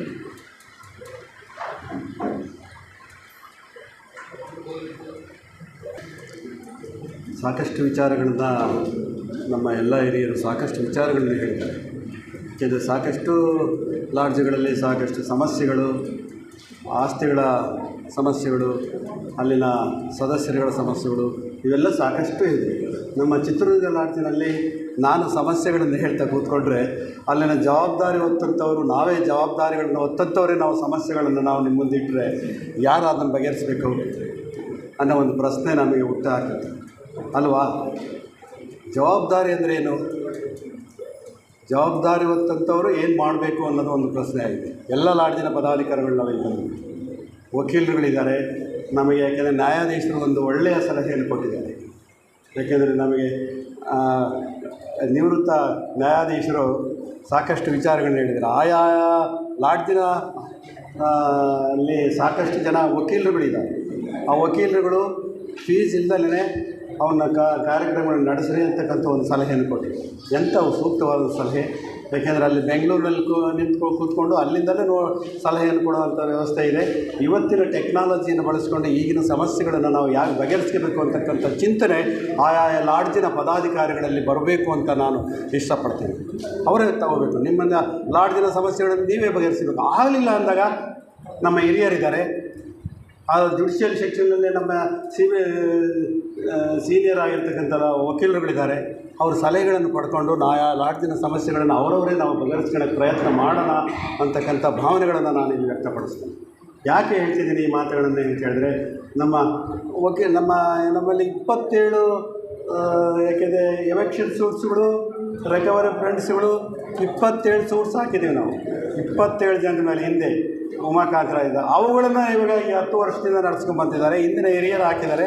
ಈಗ ಜವಾಬ್ದಾರಿ ನಮಗೆ ಕೊಟ್ಟಾಗ ನಾವು ಅದನ್ನು ನಿಭಾಯಿಸ್ತಾ ಇದ್ದೀವಿ. ಅದು ಓನ್ ಖರ್ಚಿನಿಂದ ಅಲ್ಲಿ ಸಾಕಷ್ಟು ಆದಾಯ ಬರೋಂಗೆ ಮಾಡ್ಕೋಬೋದು. ಸಾಕಷ್ಟು ಜನ ಬರ್ರಿ ನೀವು ಪದಾಧಿಕಾರಿಗಳು ಆಗ್ರಿ ಅಂದರೆ ಒಬ್ಬರು ಬರೋರಿಲ್ಲ, ಆದಾಯವೂ ಇದೆ. ಅದಕ್ಕೆ ಅಲ್ಲೇನಾದರೂ ಸಿಗುತ್ತೆ ಅನ್ನೋದಿದ್ದರೆ ಬರ್ತಾರೆ. ಇಂಥ ಸಮಸ್ಯೆಗಳಿದ್ದಾಗ ಆಯಾ ಲಾಡ್ಜಿನವರು ಅವರವರೇ ಬಗೆಹರಿಸಬೇಕು ಅಂತಕ್ಕಂಥ ಮಾತುಗಳಲ್ಲಿ ಈ ಸಂದರ್ಭದಲ್ಲಿ ಮಾತನಾಡಿ ಇಷ್ಟಪಡ್ತಾನೆ. ಹಾಗೆಯೇ ನಿಮಗೆ ಸೂಕ್ತ ಸಲಹೆಯನ್ನು ಕೊಡಲಿಕ್ಕೆ ನಮ್ಮ KTFನವರು ಸದಾ ಬದ್ಧರಾಗಿದ್ದಾರೆ. ಇಂಡಿಯನ್ ಸೆಕ್ಷನ್ನಿಂದ ಹಣವನ್ನು ಕೊಡಿಸ್ಲಿಕ್ಕೆ ತಯಾರಿದ್ದಾರೆ. ಆಯಾ ಲಾಡ್ಜಿನಲ್ಲಿ ಯಾವುದು ಸಮಸ್ಯೆ ಇತ್ತಂದರೆ ಅದನ್ನು ಬಗೆಹರಿಸಲಿಕ್ಕೂ ತಯಾರಿದ್ದಾರೆ. ನಾವು ಪ್ರಿಪೇರ್ ಆಗಬೇಕು. ನಾವು ಪ್ರಿಪೇರ್ ಆಗಬೇಕಂದ್ರೆ ಯುವಕರನ್ನು ತರಬೇಕಾ? ಯಾಕೆಂದರೆ ಕಿಸಾಪ ಸೊಸೈಟಿ ನಮ್ಮ ಸದಸ್ಯರು ಸಾಕಷ್ಟು ಈಗ ಕಾಲೇಜುಗಳಲ್ಲಿ ಹಿಂದೆ ನಾವು ಕಾಲೇಜುಗಳಿಗೆ ಹೋಗಿ ಉಪನ್ಯಾಸಗಳನ್ನು ಕೊಡಿಸಿದ್ದೀವಿ. ನಾವು ಚಿತ್ರದುರ್ಗದಲ್ಲಿ ಕಾಲೇಜುಗಳಿಗೆ ಉಪನ್ಯಾಸವಾಗಿ ತೆಂಡೂಲ್ಕರ್ ಅವರು ಬಂದಿದ್ದರು, ಆ ಸಂದರ್ಭದಲ್ಲಿ ಉಪನ್ಯಾಸಗಳನ್ನು ಕೊಡಿಸಿದ್ದೀವಿ. ಆ ರೀತಿ ನಾವೆಲ್ಲ ತಯಾರಾಗಿ ಬಂದಾಗ ಯಾವ ಸಮಸ್ಯೆಗಳನ್ನು ನಾವು ಹೇಳೋಕ್ಕೆ ಅವಕಾಶ ಇರೋದಿಲ್ಲ. ಯಾಕೆಂದರೆ ನಮ್ಮ ಚಿತ್ರದುರ್ಗ ಕಿಸಾಪ ಸೊಸೈಟಿ ಮತ್ತು ಅಲ್ಲಿಗೆ ಸಂಬಂಧಪಟ್ಟಂತೆ ದಾವಣಗೆರೆ, ಇನ್ನು ನಮ್ಮ ಚಳ್ಳಕೆರೆ ಸಾಕಷ್ಟು ಇದ್ದಾವೆ. ಅವುಗಳೆಲ್ಲದರ ಬಗ್ಗೆಯೂ ನಾವು ಗಮನ ಹರಿಸಿದ್ದೀವಿ, ನಾವು ಮಾಡ್ತಾ ಇದ್ದೀವಿ. ಅದನ್ನೇನು ಮಾಡಬೇಕು ಅಂತೆಲ್ಲ ಮಾಡ್ತಾ ಇದ್ದೀವಿ. ಯಾಕೆಂದರೆ ಹೇಳ್ಕೊಳ್ಳೋ ಅದರಲ್ಲಿ ಅರ್ಥ ಇಲ್ಲ, ಕಾರ್ಯರೂಪಕ್ಕೆ ತಂದು ನಾವು ಮಾಡಬೇಕು ಅಂತಕ್ಕಂಥ ಭಾವನೆಗಳನ್ನು ನಾನು ವ್ಯಕ್ತಪಡಿಸ್ತೇನೆ. ಇವತ್ತಿನ ದಿವಸ ನಮಗೆ ನಮ್ಮ ಜಡ್ಜ್ ಸಾಹೇಬ್ರ ಹತ್ರ ನಾನು ಒಂದು ಮಾತನ್ನು ಹೇಳೋದಾದರೆ, ಅವರು ನಿರ್ದೇಶಕರಾಗಿ ಜುಡಿಷಿಯಲ್ ಸೆಕ್ಷನಿಗೆ ನಿರ್ದೇಶಕರಾಗಿ ಅವರಿರಬೇಕು. ಇನ್ನು ವಕೀಲರುಗಳಿದ್ದಾರಲ್ಲ ಅವರಿಗೆ ನಿರ್ದೇಶನ ಕೊಡ್ತಕ್ಕಂಥ ಒಂದು ರೀತಿಯಲ್ಲಿ ಒಂದು ಸಮಿತಿಯನ್ನು ಅವರು ಮಾಡಿ ನಮಗೆಲ್ಲ ಈ ಏನು ಕೋರ್ಟ್ ಕಚೇರಿಯಲ್ಲಿ ಇರ್ತಕ್ಕಂಥವ್ರಿಗೆ ಸಲಹೆ ಸೂಚನೆಗಳನ್ನು ಕೊಡಬೇಕು ಅಂತ ಹೇಳ್ತಕ್ಕಂಥ ಮಾತುಗಳನ್ನು ನಾನು ಅವರಿಗೆ ಮನವಿ ಮಾಡಿಕೊಡ್ತೀನಿ ಅವ್ರ ಜೊತೆಗೆ. ಹಾಗೆ ನಮಗೆ ಯಾಕೆಂದರೆ ನಮ್ಮ ಗುಪ್ತಾ ಅವರಿದ್ದಾರೆ, ಅವರು ನಮಗೆ ಆಗಾಗ ಸಲಹೆ ಸೂಚನೆಗಳನ್ನು ಕೊಡ್ತಿದ್ದಾರೆ. ಯಾಕೆಂದರೆ ನಮ್ಮ ಕಾರ್ಯಕ್ರಮಗಳ ಬಗ್ಗೆ ಯಾವ ರೀತಿ ಬಗ್ಗೆ ನಡ್ಕೋಬೇಕು ಅನ್ನೋದ್ರ ಬಗ್ಗೆ. ಯಾವುದೇ ಒಂದು ಕಷ್ಟ, ಒಂದು ಸಮಸ್ಯೆಗಳು ಬಂದಾಗ ಆ ಸಮಸ್ಯೆಗಳನ್ನು ಎದುರಿಸಲಿಕ್ಕೆ ಆ ಕಷ್ಟಗಳೆಲ್ಲ ಅವು ನಮ್ಮನ್ನು ಪರೀಕ್ಷೆಗಳಿಗೆ ಒಳಪಡಿಸ್ತವೆ. ನಾವು ಪ್ರಿಪೇರ್ ಆಗೋಕ್ಕೆ, ಪಕ್ಕ ಆಗಲಿಕ್ಕೆ ಅವು ಬರ್ತವೆ ಅಂತಕ್ಕಂಥ ಮಾತನ್ನು ನಾನು ಹೇಗೆ ಹೇಳಲಿಕ್ಕೆ ಇಷ್ಟಪಡ್ತೀನಿ. ಯಾವುದೋ ಒಂದು ಸಮಸ್ಯೆ ಬಂದಿದ್ದು, ಸಾಕಷ್ಟು ಬಂದಿದ್ದು, ಜುಡಿಷಿಯಲ್ಗೆ ಹೋಗ್ಬೇಕು, ಕೋರ್ಟ್ಗೆ ಹೋಗ್ಬೇಕು, ಕಚೇರಿ, ನಾವು ಪ್ರಿಪೇರ್ ಆದಾಗ ಅವು ಸಮಸ್ಯೆಗಳೇ ಅಲ್ಲ. ನಾವೇ ಸಮಸ್ಯೆಗಳನ್ನು ನಾವು ಮೇಲೆ ಹಾಕ್ಕೊಂಡು ನಾವು ಇನ್ನೊಬ್ಬರ ಹತ್ರ ಸಮಸ್ಯೆಗಳನ್ನು ಹೇಳ್ಕೊಂಡ್ರೆ ಅವರು ಬಗೆಹರಿಸ್ತಾರೆ ಯಾರು? ಅದು ಬಗೆಹರಿಸೋಕ್ಕಾಗಲ್ಲ. ನಾವು ಅದನ್ನು ಫೇಸ್ ಮಾಡೋಣ ಅಂತಕ್ಕಂಥ ಸ್ಥೈರ್ಯ ನಮ್ಮಲ್ಲಿ ಬರಬೇಕಾಗುತ್ತೆ. ಯಾಕೆಂದರೆ ಮುಖ್ಯವಾಗಿ ನಮಗೆ ಬೇಕಾಗಿರ್ತಕ್ಕಂಥ ಒಂದು ಧೈರ್ಯ, ದಾನ, ಪ್ರತಿಕ್ರಿಯೆ. ಯಾಕೆಂದರೆ ಇಂದ್ರಿಯ ನಿಗ್ರಹ ಇವೆಲ್ಲ ನಮ್ಮಲ್ಲಿ ಬರಬೇಕಾಗುತ್ತೆ. ನಮಗೆ ದ್ರೋಹರಾಹಿತ್ಯ ಮನೆಗೆ ನಾವು ಬರ್ತಕ್ಕಂಥವ್ರು ಇವೆಲ್ಲ ನಾವು ಆ ಗುಣಗಳನ್ನು ನಾವು ಬೆಳೆಸ್ಕೊಂಡಾಗ ಏನಾಗುತ್ತೆ, ನಮಗೇನು ಅನಿಸೋದಿಲ್ಲ. ಸಮಸ್ಯೆಗಳಂದ್ರೆ ಏನು ಅಂತ ಪ್ರಶ್ನೆ ನಾನು ನಿಮ್ಮನ್ನೇ ಕೇಳ್ತೀನಿ. ಏನು ಸಮಸ್ಯೆಗಳು, ಯಾಕೆ ಬಂದವು? ನಮ್ಮಲ್ಲಿ ಏನೋ ಸಮಸ್ಯೆಗಳು ಅಂದರೆ ನಮಗೆ ಜ್ಞಾನದ ಕೊರತೆ ಇದ್ದಾಗ ಸಮಸ್ಯೆಗಳು ನಮ್ಮನ್ನು ಮೇಲೆ ಎತ್ಕೊಂಡು ನಮ್ಮನ್ನು ಆಟ ಆಡಿಸ್ತಿರ್ತವೆ. ನಮಗೆ ಜ್ಞಾನದ ಕೊರತೆ ಇದೆ. ಯಾವ ಜ್ಞಾನ? ಭೌತಿಕವಾದದ್ದೇ. ನಮಗೆ ಮಾಸ್ಟರ್ಸ್ ಲಾ ಸೂಕ್ಷ್ಮ ಜ್ಞಾನ ನಮಗಿದ್ದಾಗ ಈ ಭೌತಿಕ ಜ್ಞಾನದ ಬಗ್ಗೆ ಅಷ್ಟೊಂದು ನಮಗೆ ಸಮಸ್ಯೆಗಳೇ ಅನಿಸೋದಿಲ್ಲ. ಎಲ್ಲಿ ಹೋಗ್ತೀವಿ ಭೌತಿಕಕ್ಕೆ ಬಂದು ಬಿಡ್ತೀವಲ್ಲ, ಅವಾಗ ನಮಗೆ ಸಮಸ್ಯೆಗಳು ಕಾಡ್ತಾವೆ. ಏನು ರೀ ಎಲ್ಲ ಅವ್ರು ಮಾಸ್ಟರ್ಸ್ ಲಾ ನಮಗೆ ಗೊತ್ತಿರೋ ಯಾವ ಸಮಸ್ಯೆ ನಮ್ಮನ್ನು ಕಾಡ್ತಾವೆ ಹೇಳಿ? ಭೌತಿಕಕ್ಕೆ ಬಂದ ಸಮಸ್ಯೆ. ಈ ಆಸ್ತಿ ನಮ್ಮದ, ಇದು ಭಗವಂತನು. ಸರ್ಕಾರ ಸರಿಯಾಗಿ ನಿರ್ವಹಿಸ್ತಾ ಇದೆಯಾ? ನಿರ್ವಹಿಸ್ತಿಲ್ಲ. ಸರ್ಕಾರ ನಾನು ದೇವ್ರ ಕೆಲಸ ಮಾಡ್ತೀನಿ ಅಂತ ಸರ್ಕಾರಿ ಪದಾಧಿಕಾರಿಗಳಾಗಲಿ ರಾಜಕಾರಣಿಗಳಾಗಲಿ ಮಾಡ್ತಾ ಇದ್ದಾರೆ. ಕೆಲವರಿದ್ದಾರೆ, ಇಲ್ಲ ಅಂತ ಹೇಳಿ ಇದ್ದಾರೆ. ನಾನು ಅದರಲ್ಲೂ ಬಂದಿದ್ದೀನಿ. ಏಕೆಂದರೆ ಏನು ರೀ ಅದು ಈಗ ಯಾಕೆಂದರೆ ಜುಡಿಷಿಯಲ್ ಸೆಕ್ಷನ್ ಬಗ್ಗೆ ನಾನು ಗುರುಗಳು ಅವರು ಹಿರಿಯರಿದ್ದಾರೆ. ನಾನು ಅಲ್ಲಿ ಹೋದಾಗ ನಾನು ಸಾಕಷ್ಟು 27 ಕೇಸಿಗೆ ಎಷ್ಟು ಸಾರಿ 10 ವರ್ಷದಿಂದ ನಾನು ವೇದಿಕೆಗೆ ಹೋಗ್ತಿದ್ದೀನಿ, ಬರ್ತಾಯಿದ್ದೀನಿ. ಸತ್ಯವನ್ನಲ್ಲದೆ ಬೇರೆ ಏನು ಹೇಳುವುದಿಲ್ಲ, ದೇವರ ಹೆಸರಿನಲ್ಲಿ ಅದನ್ನು ಪ್ರಮಾಣೀಕರಿಸ್ತೀನಿ. ಎಷ್ಟು ಜನ ಜಡ್ಜ್ಗಳಿಗೆ ದೇವರು ಅಂದರೆ ಏನು ಗೊತ್ತಿದೆಯಾ, ಸತ್ಯ ಅಂದರೆ ಏನಿದು ಗೊತ್ತಿಲ್ಲ. ಎಷ್ಟು ಜನ ಲಾಯರ್ಗಳಿಗೆ ಸತ್ಯ ಅಂದರೆ ಏನೋ, ದೇವರು ಅಂದರೆ ಏನು ಅಂತ ಗೊತ್ತಿದೆ. ಅದರ ಬಗ್ಗೆ ವಿವರಣೆ ಇಲ್ಲ. ಪೀಠದ ಅಧಿಪತಿ ಅಲ್ಲಿ ಕೂತಿರ್ತಕ್ಕಂಥವ್ರಿಗೆ ಅದರ ಆ ಪೀಠದ ಸಹ ಮಾತನ್ನು ಗೊತ್ತಿದೆಯೋ ಇಲ್ಲೋ, ಪೀಠಾಧ್ಯಕ್ಷ ಯಾರು ಅಂದರೆ ಗೊತ್ತಿದೆಯೋ ಇಲ್ಲೋ. ನ್ಯಾಯದೇವತೆಯ ಕೈಯಲ್ಲಿ ತಕ್ಕಡಿ ಕೊಟ್ಟುಕೊಂಡಿರ್ತಿದ್ದಾರೆ. ಹಿಂದೆ ನಾನು ನೋಡಿದ್ದೀನಿ, ನ್ಯಾಯದೇವತೆಯ ಕೈಯಲ್ಲಿ ತಕ್ಕಡಿ. ನ್ಯಾಯದೇವತೆಯ ಅಧಿಪತಿ ಯಾರು? ಅಧ್ಯಕ್ಷ ಯಾರು? ಬ್ರಹ್ಮಾಂಡೇಶ್ವರ ಬ್ರಹ್ಮಾಂಡ ಮಹಾದೇವ ಶಕ್ತಿ, ಅವನ ಅಧ್ಯಕ್ಷರಾಗಿ ಕೂತಿದ್ದಾರೆ. ಯಾಕೆ ನ್ಯಾಯದೇವತೆಯ ಕೈಯಲ್ಲೇ ಈ ತಕ್ಕಡಿಯನ್ನು ಕೊಟ್ಟರು? ಇದಕ್ಕೆಲ್ಲ ಒಂದು ವ್ಯವಸ್ಥೆ ಇದೆ ತಾನೇ, ಇದ್ರ ಬಗ್ಗೆ ನಮ್ಮ ಚಿಂತನೆ ಇರಬೇಕಲ್ಲ. ನಮ್ಮ ವಕೀಲರುಗಳಿಗಾಗಲಿ ಜಡ್ಜಸ್ ಆಗಲಿ ಇದೆಯಾ? ಬಗೆಹರಿಸಬೇಕಲ್ಲ. ನಾನು ಒಳ್ಳೆ ಜಡ್ಜ್ಗಳನ್ನು ನೋಡಿದ್ದೀನಿ, ಒಳ್ಳೆ ವಕೀಲರುಗಳನ್ನು ನೋಡಿದ್ದೀನಿ. ನನ್ನ ಸರ್ವಿಸ್ನಲ್ಲಿ ಮೇಲೊಂದು ಕೋರ್ಟ್ಗೆ ಹೋದಾಗ ಒಬ್ಬ ಹಿರಿಯ ಸದಸ್ಯ ನನಗೆ ಕೇಸ್ ಬಗೆಹರಿಬೇಕು, ವಕೀಲರಿಗೆ ಜಾಡಿಸ್ಬಿಟ್ರು ನನ್ನ ಕೇಸ್ ಬಗೆಹರಿಬೇಕು, ನೀನು ತಗೊಳ್ತೀಯಲ್ಲ ತಕ್ಷಣ ಅವರಿಗೆ ನಾನು ಪ್ಲೇಂಟಿಫ್ ಎವಿಡೆನ್ಸ್ ಹೋಯಿತು, ಜಡ್ಜ್ ಡಿಪೆಂಡೆನ್ಸಿ ಕೊಟ್ಬಿಟ್ರು. ಮೇಲಿನ ಒಬ್ಬ ಜಡ್ಜ್ ಅಲ್ಲಿಗೆ ನಾವು 5-6 ಕೇಸ್ಗಳು ಅಲ್ಲಿದ್ದಾವೆ. ಅವೆಲ್ಲ ಜಡ್ಜ್ಗಳಿಗೆಲ್ಲ ಡಿಪೆಂಡೆನ್ಸಿ ನನ್ನ ಓಡಾಡಿಸಿ ಒಂದು ಸೀನಿಯರ್ ಇದ್ದಾರೆ. ಅವರು ಎಷ್ಟು ಜನ ಜಡ್ಜ್ಗಳಿದ್ದಾರೆ, ಜಡ್ಜ್ಗಳು ಈ ಥರ ನೋಡಿ ಇಂಥವನ್ನೆಲ್ಲ ನೋಡಿದ್ದೀನಿ. ಯಾಕೆಂದರೆ ಅದಕ್ಕೆ ನಾವು ಅವರಿಗೆ ಅವರು ನಿರ್ದೇಶಕರಾಗಿರೋ ಅವ್ರನ್ನ ನಮ್ಮ ಜುಡಿಷಿಯಲ್ ಸೆಕ್ಷನ್ಗೆ ನಾವು ತೊಗೋಬೇಕು ಅಂತ ಹೇಳಿ ನಾನು ಇಷ್ಟಪಡ್ತೀನಿ. ನಮ್ಮ KTF ಯಾವ್ಯಾವ ಕೇಸು ಯಾವ್ಯಾವ ಲಾಡ್ಜಿನಲ್ಲಿ ಯಾವ ಸಮಸ್ಯೆ ಇದ್ದಾವೆ ಅವಕ್ಕೆ ಆಯಾ ಲಾಯರಿಗೆ ಅವರು ಜವಾಬ್ದಾರಿ ಕೊಟ್ಟು ಅದು ಕೊಡೋಣ ಖರ್ಚು. ಅವ್ರು ಒಳ್ಳೆಯ ಸಲಹೆಯನ್ನು ಕೊಟ್ಟು ಖರ್ಚು ಕೊಡೋಣ, ಫ್ರೀ ಆಗಿ ಅವ್ರು ಲಾಡ್ಜ್ ನಡೆಸಬೇಕು ಅಂತಕ್ಕಂಥ ಭಾವನೆಗಳನ್ನು ನಾವು ವ್ಯಕ್ತಪಡಿಸಿ. ನಮ್ಮಲ್ಲಿ ಚಿತ್ರದುರ್ಗದಲ್ಲಿ 5-6 ಜನ ವಕೀಲರಿದ್ದಾರೆ. ಅದಕ್ಕೆ ನಾವು ಯಾಕೆಂದರೆ ಒಂದು ಸಾರಿ ನಾವು ಅವ್ರು ಬರಬೇಕು ಅಂತ ನಾನು ಕೇಳ್ಕೊಂಡಿದ್ವಿ. ಇನ್ನು ಒಂದು ಸಾರಿ ಬರ್ತಾರೆ, 10 ಸಾರಿ ಬಂದಿದ್ದಾರೆ ಅಲ್ಲೇ, ಆದರೆ ಇನ್ನೊಂದು ಸಾರಿ ಬರಬೇಕು ಅಂತ ಕೇಳಿ ನಮ್ಮ ಜಡ್ಜ್ಗಳೆಲ್ಲ ನಮ್ಮ ವಕೀಲರುಗಳೆಲ್ಲ ಕರೆಸಿ ಅವನ್ನೆಲ್ಲ ಬಗೆಹರಿಸ್ಕೊಳ್ಳೋಕ್ಕೆ ಪ್ರಯತ್ನ ಮಾಡೋಣ ಅಂತಕ್ಕಂಥ ಮಾತುಗಳನ್ನು ಹೇಳ್ತಾನೆ. ನಿಟ್ಟೂರಿನಲ್ಲೂ ನಮಗೆ ಗೊತ್ತಿದೆ, ನಿಟ್ಟೂರಿಗೆ ಹೋಗಿದ್ದೀನಿ ನಾನು. ಏನಾಗಿದೆ, ನಾನು ಹಿಂದಿನಿಂದ ಹೋರಾಟದಲ್ಲಿ ಬಂದವರು, ಆದರೆ ಇತ್ತೀಚಿನ ದಿನಗಳಲ್ಲಿ ಸಮಸ್ಯೆ ನಾವು ಶಾಂತ ರೀತಿಯಲ್ಲಿ ಅನ್ಯಾಯ ಖಂಡಿಸಿ ಅದನ್ನು ವಿರೋಧಿಸಿರೋರು ಎಷ್ಟೇ ಜನ ಇರಲಿ, ಒಂದು ಇಡೀ ಊರೇ ಬಂದಾದರೂ ನಾವು ಎದುರಿಸಿ ಬಂದಿರತಕ್ಕಂಥದ್ದು. ಇಷ್ಟೆಲ್ಲ ಜ್ಞಾನದ ಮುಂದೆ ನಾವು ಯಾವುದಕ್ಕೆ ಹೆದರಿಕೆ ಹೇಳಿ? ನಿರ್ಭಯವಾಗಿ ನಾವು ಕೆಲಸ ಮಾಡೋಣ. ಯಾವುದಕ್ಕೆ ಭಯ ಇದೆ? ಹುಟ್ಟು ಸಾವು ಎಲ್ಲದರ ಬಗ್ಗೆ ನಾವು ತಿಳ್ಕೊಂಡಿರ್ತಕ್ಕಂಥ ಸೂಕ್ಷ್ಮ ಜ್ಞಾನವನ್ನು ಪಡೆದಿರ್ತಕ್ಕಂಥವ್ರಿಗೆ ನಾವು ಯಾವ ಭಯ ಇದೆ ನಮಗೆ ಹೇಳಿ? ನಿರ್ಭಯವಾಗಿ ಕೆಲಸ ಮಾಡೋಣ. ಯಾವುದಕ್ಕೆ ಹೆದರಬೇಕು? ಇರಲಿ 5 ಜನ ಇರಲಿ, 100 ಜನ ಕಲಿಸ್ತಾರೆ, 3 ಜನ ಪರಿವರ್ತನೆ ಆಗಲ್ಲ. ಅದೇ ನಮಗೆ ಸಾಫ್ಟ್ವೇರ್ ಸೊಸೈಟಿಗೆ ಅಸೆಟ್ ಅಂತ ನಾನು ಇಷ್ಟಪಡ್ತೇನೆ. 100 ಜನ ಕಲಿಸೋಣ, ಅದರಲ್ಲಿ 3 ಜನ ಪರಿವರ್ತನೆ. ಅದನ್ನು ನಾವು ಬಯಸೋದು ಬೇಡವಾ? ತಿನ್ನಕ್ಕಾಗಿ ಉಣ್ಣಕ್ಕಾಗಿ ಬರ್ತಾರೆ ಅಂತಕ್ಕಂಥ ಭಾವನೆಗಳನ್ನು ಬಿಡೋಣ. ನಾವು ಇರೋದನ್ನು ತ್ಯಾಗ ಮಾಡೋಣ ಅಂತಕ್ಕಂಥ ಭಾವನೆಗಳನ್ನು ವ್ಯಕ್ತಪಡಿಸಿ ನಾನು ಮಾತನಾಡಲಿಕ್ಕೆ ಇಷ್ಟಪಡಲ್ಲ. ಆದರೂ ನಮ್ಮ ಮಾತಾಡಬೇಕು ಅಂತ ಹೇಳಿ 2 ಮಾತುಗಳಾಡಬೇಕು ಅಂತ ಅವಕಾಶ ಕೊಟ್ಟಿದ್ದಕ್ಕೆ ನಿಮಗೆಲ್ಲರಿಗೂ ನಾನು ಧನ್ಯವಾದಗಳನ್ನು ಹೇಳಿಸ್ತಾ, ನಾನು ಮಾತಾಡಿಸಿ ಕೇಳುವವನೇ ವಿನಃ ಹಿಂದೆ ಕೂತ್ಕೊಳ್ಳೋಣ, ನಾನು ಮುಂದೆ ಕುಂದಿರಿಸಿದ್ದೀನಿ. ದಯವಿಟ್ಟು ಕ್ಷಮೆ ಇರಲಿ. ನೀವೆಲ್ಲರೂ ಎಕ್ಸಿಕ್ಯೂಟಿವ್ನಲ್ಲಿದ್ದೀರಿ, EC ನಲ್ಲಿದ್ದೀರಿ, ಎಲ್ಲರೂ ನೀವು ಸದಸ್ಯರುಗಳೇ, ನೀವೆಲ್ಲರೂ ಅಧ್ಯಕ್ಷರುಗಳೇ, ಬಂಧುಗಳೇ. ನಿಮ್ಮಷ್ಟು ಸುಖ ನಾವಿಲ್ಲಿ ಅತಂತ್ರರು, ನಾವಿಲ್ಲಿ ನೀವೆಲ್ಲ ಸ್ವತಂತ್ರರು. ಅಲ್ಲಿರೋರೆಲ್ಲ ನೀವು ಸ್ವತಂತ್ರರು, ನಾವಿಲ್ಲಿ ಅತಂತ್ರರಾಗಿ ಕೂತ್ಬಿಡ್ತೀವಿ. ನಾವೆಲ್ಲರಿಗೂ ಕೇಳಬೇಕು ಅನ್ನೋ ಭಾವನೆಗಳನ್ನು ಹೇಳ್ತೀವಿ. ದಯವಿಟ್ಟು ಅದೆಲ್ಲ ಕ್ಷಮೆ ಇರಬೇಕು. ನಾನು ಏನನ್ನು ಮಾತಾಡಿದ್ರಲ್ಲಿ ವ್ಯತ್ಯಾಸ ಇದ್ದರೆ ಧೈರ್ಯವಾಗಿ ಕೆಲಸ ಮಾಡಿ, ನಿಮಗೇನು ಬೇಕು ಸಹಕಾರ ಕೊಡ್ತೀವಿ.